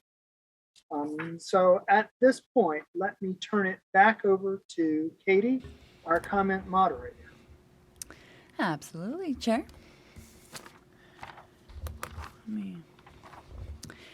In order to maximize transparency and public participation in our process, the commissioners will be taking community of interest input and general public comment by phone. To call in, dial the telephone number provided on the live stream feed. It is 877-853-5247. When prompted, enter the meeting ID number provided on the live stream feed. It is 878-5336-4416 for this meeting. When prompted to enter a participant ID, simply press the pound key. Once you have dialed in, you will be placed in a queue. To indicate you wish to comment, please press star 9. This will raise your hand for the moderator. When it is your turn to speak, you will hear a message that says the host would like you to talk and to press star 6 to speak. If you would like to give your name, please state and spell it for the record. You are not required to provide your name to give public comment. Please make sure to mute your computer or live stream audio to prevent any feedback or distortion during your call. Once you are waiting in the queue, be alert for when it is your turn to speak, and again, please turn down the live stream volume. And right now, we will have caller with the last 4, 6464, And then up after that will be unique ID 042. Caller 6464, if you will please follow the prompts to unmute at this time by pressing *6 on your telephone keypad.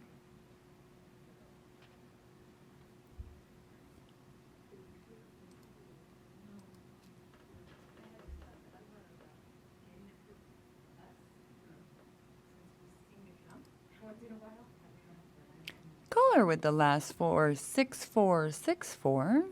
If you will please press *6 to unmute at this time.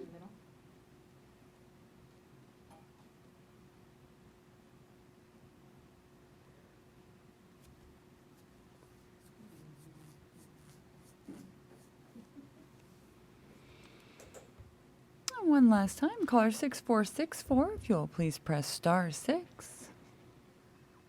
There may be some connectivity issues. We can always come back.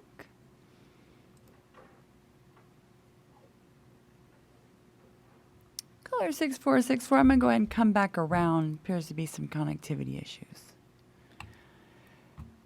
Unique ID 042, I'm going to go ahead and promote you right now. Unique ID 042, your speaker order number will be, one moment, number 37, if you'll please make note of that for future reference. You can now enable your audio and video in the lower left corner of your screen. If you will please let the mapper know what area you would like to discuss, the floor is yours. Hello, my name is Daniel Rossman. I live in Pasadena, California, and I am calling about this general area, and in particular, the affinity my community and communities across California feel in terms of connection to the public lands. So I just want to address generally that the federal public lands, and in my case, so just to the north of me, are the San Gabriel Mountains, a place where my family recreates often, where I go with other families from the local school to enjoy respite from hot summer days up in the high altitudes of the San Gabriel Mountains. And I want to note this is a unique area for the commission to consider because heavily focused on putting, population groups into blocks. And there's not a whole lot of people that live in the mountains. There's, bears and mountain lions and all sorts of fascinating wildlife, but very few people. However, it's of critical importance that the commission seeks to, in the case of the San Gabriels, connecting these areas to these communities to the south that have a higher propensity to visit these areas. And I would actually encourage the commission to look at this issue across the state of California. And the reason it's so critical is I do advocacy work in working with members of Congress to talk about policies that they could nudge the forest land managers or implement through Congress to help better preserve these areas. And Congress is incredibly deferential to the representatives who have those areas in their district. So the management of these lands, which impacts the lives of people just to the south of these mountains, is heavily influenced by how these districts are drawn, despite there being, zero people within these lands. So as you look, I think a couple of, shorthands I would look at are, what are the heavier population centers next to the area? Oftentimes, commissioners or in the past drew lines looking at these areas as, well, let's lump them in with rural areas because they don't have a population and rural areas are less dense population-wise. But particularly our federal public lands are unique in that they don't have people in them because they're set aside for recreation. And so I'll encourage you to look at those areas as you make decisions in the future. Thank you.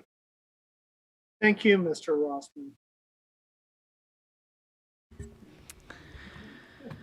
Right now we have caller 1227, and then up next after that will be caller 1594. Caller 1227, if you will please just follow the prompts to unmute at this time by pressing *6.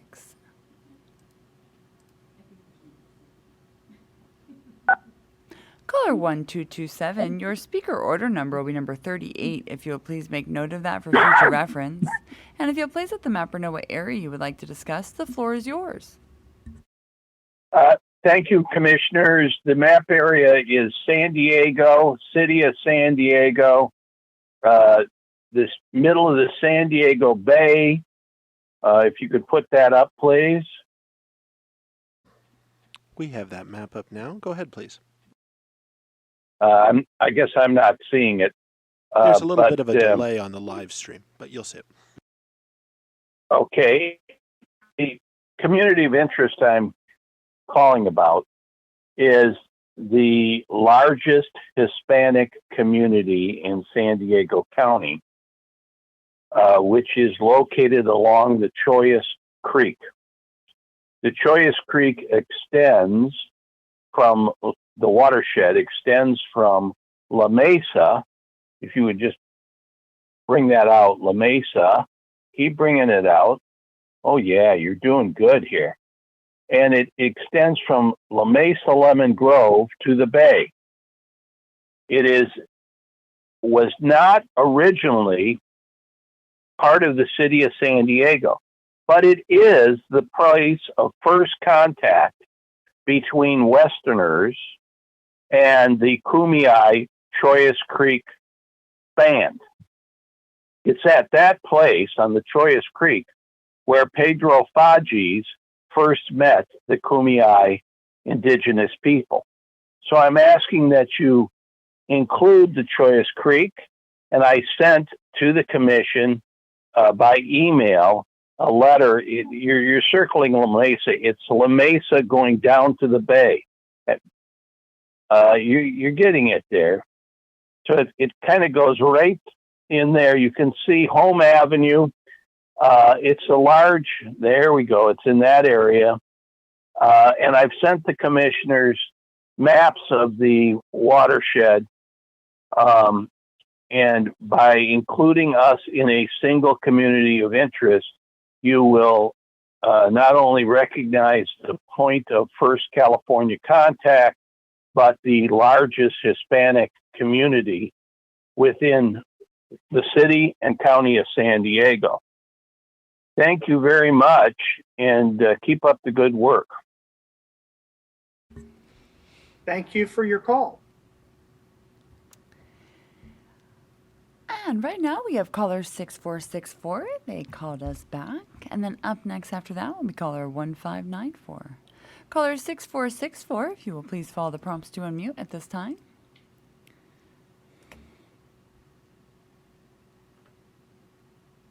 There we go. Caller 6464, your speaker order number will be number 39. If you'll please make note of that for future reference. And if you'll please let the mapper know what area you would like to discuss, the floor is yours. Hello, my name is Carlos Cubillo. Now, I would like for everybody to focus on the map of San Bernardino County, specifically Fontana. So I have lived in Fontana for around 7 years, and I grew up in Ontario for 19 years. Today, I would like to be talking about the community, support and promote the rights of immigrants and refugees, and I am calling as a member of Chidla. In both communities which I have lived in, the community has been predominantly of low income and face many disparities, and it is made of people that are predominantly Hispanic. We're here to represent those communities as they are the working class and are often not heard. The biggest employer in my community is Walmart. Although it brought many jobs to the area, it also broke apart the community in a way that people of higher income were able to shop at these super centers like Costco and newer stores being built, but the people of lower income were pushed out of the community as these super centers have bought out either their homes or have increased the cost of living, for making them not able to afford to live in the area anymore. Other jobs in my community include construction and groundskeeping. My community lives in an apartment complexes, and many families either rent a room or a garage in these communities in order to survive. The resources available in my community are nonprofits, clinics, food pantries, and many programs for youth and adults. Information about these resources usually never reaches the community, or our community cannot access them because of lack of access to the internet. There has been no investment in making sure the community knows how to access these resources online, and many of these resources have moved online due to the pandemic. I think it is important to train and pay community members in order to advocate, teach, navigate, and help other community members access and utilize these resources. The issues that affect my community are homelessness, access to jobs, healthcare, rent control, gang activity, violence. I believe my community can benefit from homeless navigator that can help decrease visits to the emergency room for our homeless population, while at the same time creating strategic forms of intervention for at-risk youth in order to prevent further homelessness. The main roads traveled in Ontario are Euclid and Holt, while for Fontana is Foothill, the historical Route 66, and Baseline. The communities that are similar to Fontana and Ontario are Pomona and Montclair. These communities and these cities share the same socioeconomic challenges and are of low income and of working class. The disparities that these communities face are similar, and because they do not share the same assembly districts, the result is often that their voices are not heard or overshadowed. This can be often seen in many communities as you travel north. The houses are worth more, or people with higher income live there, while people with lower income have been pushed to the south. A community that is different from mine is Grand Terrace in Fontana, and I would like Fontana and Ontario to stay in the Congressional District 35, and that my district be kept the same. I would like to see Fontana become a part of Assembly District 52 so that it could be kept together with Ontario and Pomona. In conclusion, it's important that my community be kept together because they face many of the same disparities, challenges, and problems such as homelessness, violence, gang activity, lack of employment, and resource centers. Other disparities are lack of access to affordable medical care, and separating them would cause an additional barrier. Thank you for allowing me to speak. Caller? He's still here, Chair. Okay. We just need a little more clarification about the area that you are wanting to keep together. Or you, it's not clear whether you want the entire city of Fontana or part of Fontana. Yeah, it's more of like from Foothill, South Bend of Fontana, but I think the whole city of Fontana would benefit from being together with Ontario and Pomona. Okay, thank you very much. No problem. And right now we have caller 1594, and then up next after that will be caller 8048. Caller 1594, if you will please follow the prompts to unmute at this time by pressing *6.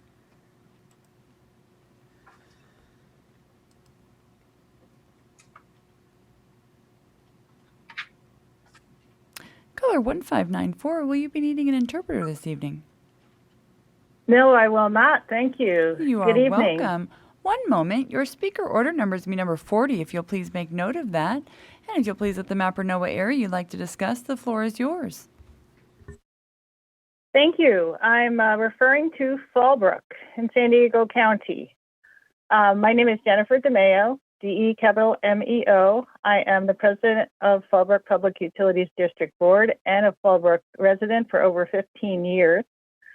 Fallbrook Public Utilities District, FPUD, was founded in 1922 to provide Fallbrook residents with reliable and safe access to our most precious commodity, which is water.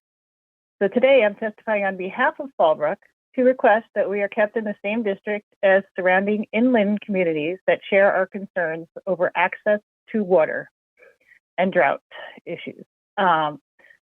We serve at the Fallbrook Public Utilities District about 35,000 residents, and we represent their concerns.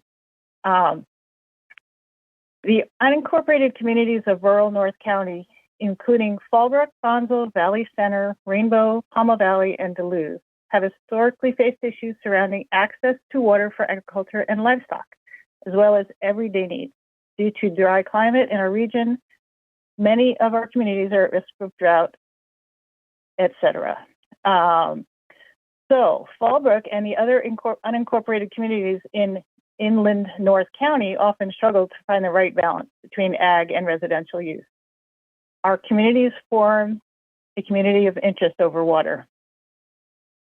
So our communities are very different from more urban and coastal cities such as San Marcos Vista and Oceanside. In each of our rural inland communities are served by water agencies separate from unincorporated cities such as Uima Municipal Water District of Palma Valley, Rincon del Diablo and Escondido, and Rainbow Municipal Water District, as well as Valley Center Municipal Water District. And of course, FPUD, Fallbrook. Each of these districts helps provide access to water and represents our communities. For these reasons, I urge you to put Fallbrook, Bonsall, Valley Center, Rainbow, and the other rural unincorporated communities in North San Diego County in the same district so that we can effectively advocate for our water rights. This issue is so important to each of our communities. And I also request that we are separated from the more urban and coastal communities to our south and west that do not share our concerns over water, including San Marcos Vista, Oceanside, and Carlsbad. 30 seconds. Thank you. I'm done. You guys have a good day. Thank you, Ms. DeMeo.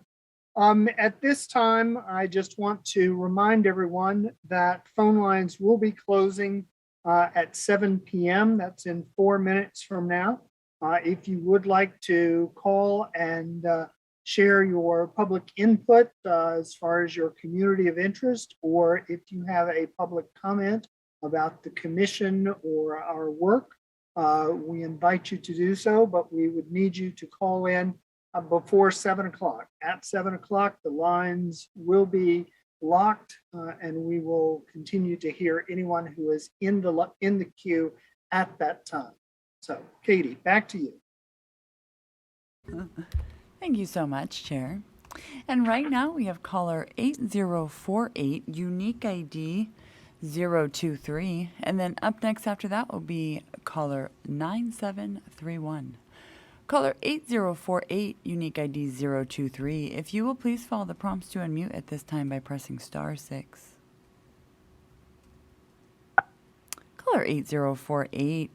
Your speaker order number is going to be number 41, if you'll please make note of that for future reference. And if you'll please let the member know what area you would like to discuss, the floor is yours. Thank you very much. My name is Steve Goodling, and I'm calling regarding Long Beach. I'm the president of the Long Beach Convention and Visitors Bureau. And as a community, we have a very strong coalition with the arts and with tourism.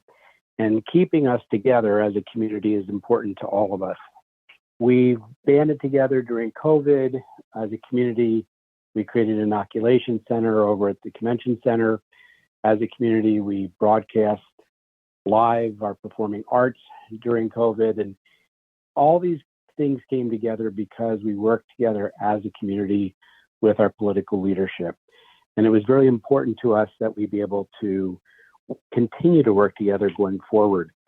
Some of the groups in the coalition include NAACP, Centro Cha, Music Angelica, Long Beach Camerata Singers, the Long Beach Opera, Museum of Art, International City Theater, Arts Council for Long Beach, the Long Beach Playhouse, and then of course other groups outside of the arts area that have signed on is the California Apartment Association, the Long Beach Chamber of Commerce, Latinos in Action, Cambodia Town, and many more.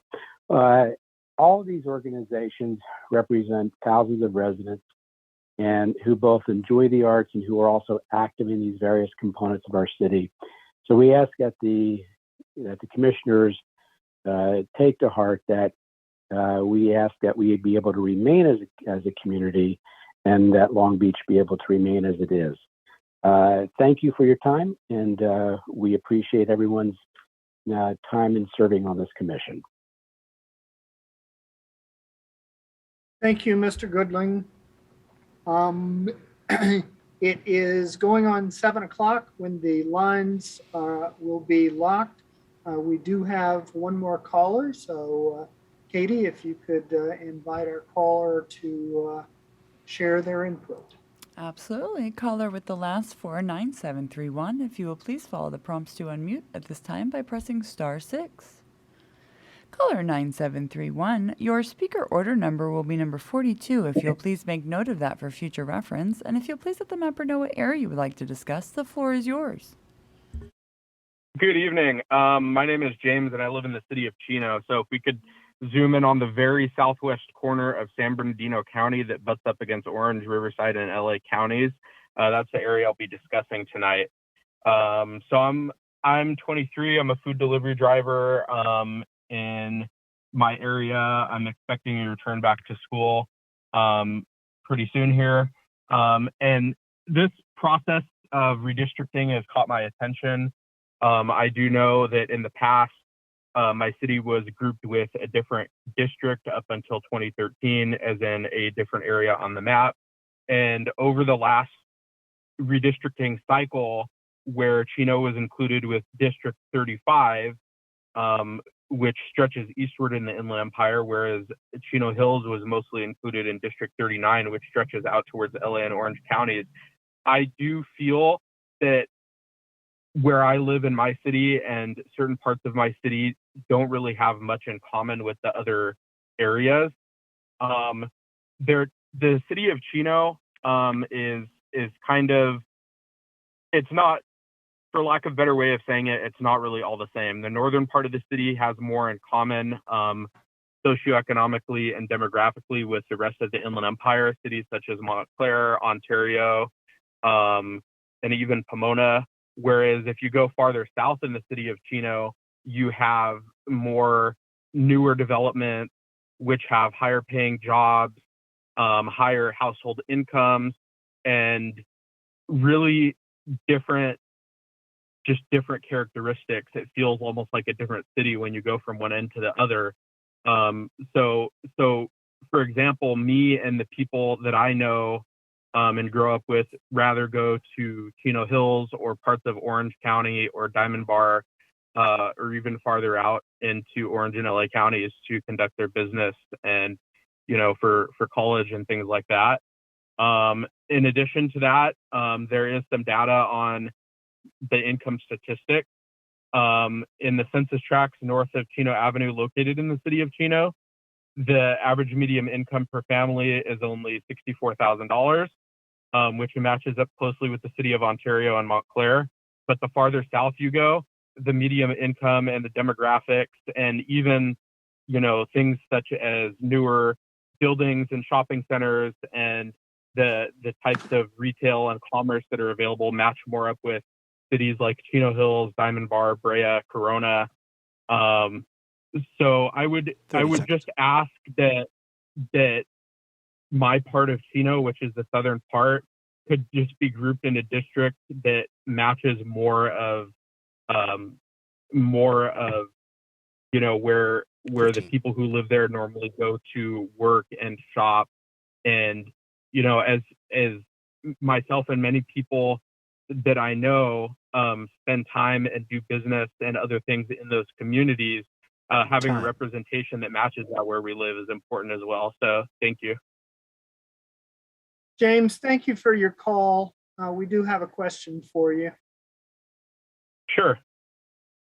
Just wanting to confirm that your working definition of north and south, that the dividing line, or if you could tell us what your dividing line is between that northern part and the southern part. I would say somewhere between the 60 freeway and Riverside Drive. You notice a big difference in the city. Even my neighborhood in particular was built a lot more recently than a lot of the neighborhoods around it. But in the south part of Chino, which is all below Riverside Drive, you have pretty much newer families, newer residents that have come into the area, such as the College Park and Preserve neighborhoods, the Chino Spectrum, and everyone that lives around there has moved there, for the new construction, and they've come from places like Northern Orange County and Diamond Bar and Chino Hills, which are very culturally and economically similar, and they have a lot of ties back to that area, as well as people who also go to seek work out in those places like me. So I'd probably say south of Riverside Drive is mostly different than north of Riverside Drive in the city of Chino. Excellent. That is very helpful. Thank you so much for the clarification. Thank you for calling in. Glad to have it. Thank you, guys. And with that, We have heard all of our callers. We thank all of them. We have our final two statewide communities of interest input meetings for this phase. We have coming up, one is Thursday, September the 9th. The next one is Friday, September the 10th. Both of those are at 3 p.m.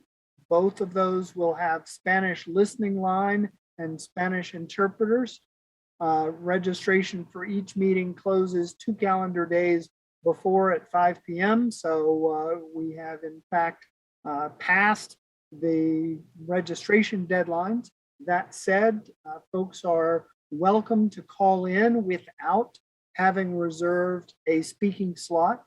So we look forward to hearing from folks from throughout the state about their communities of interest tomorrow and Friday, beginning at 3 p.m. on each day.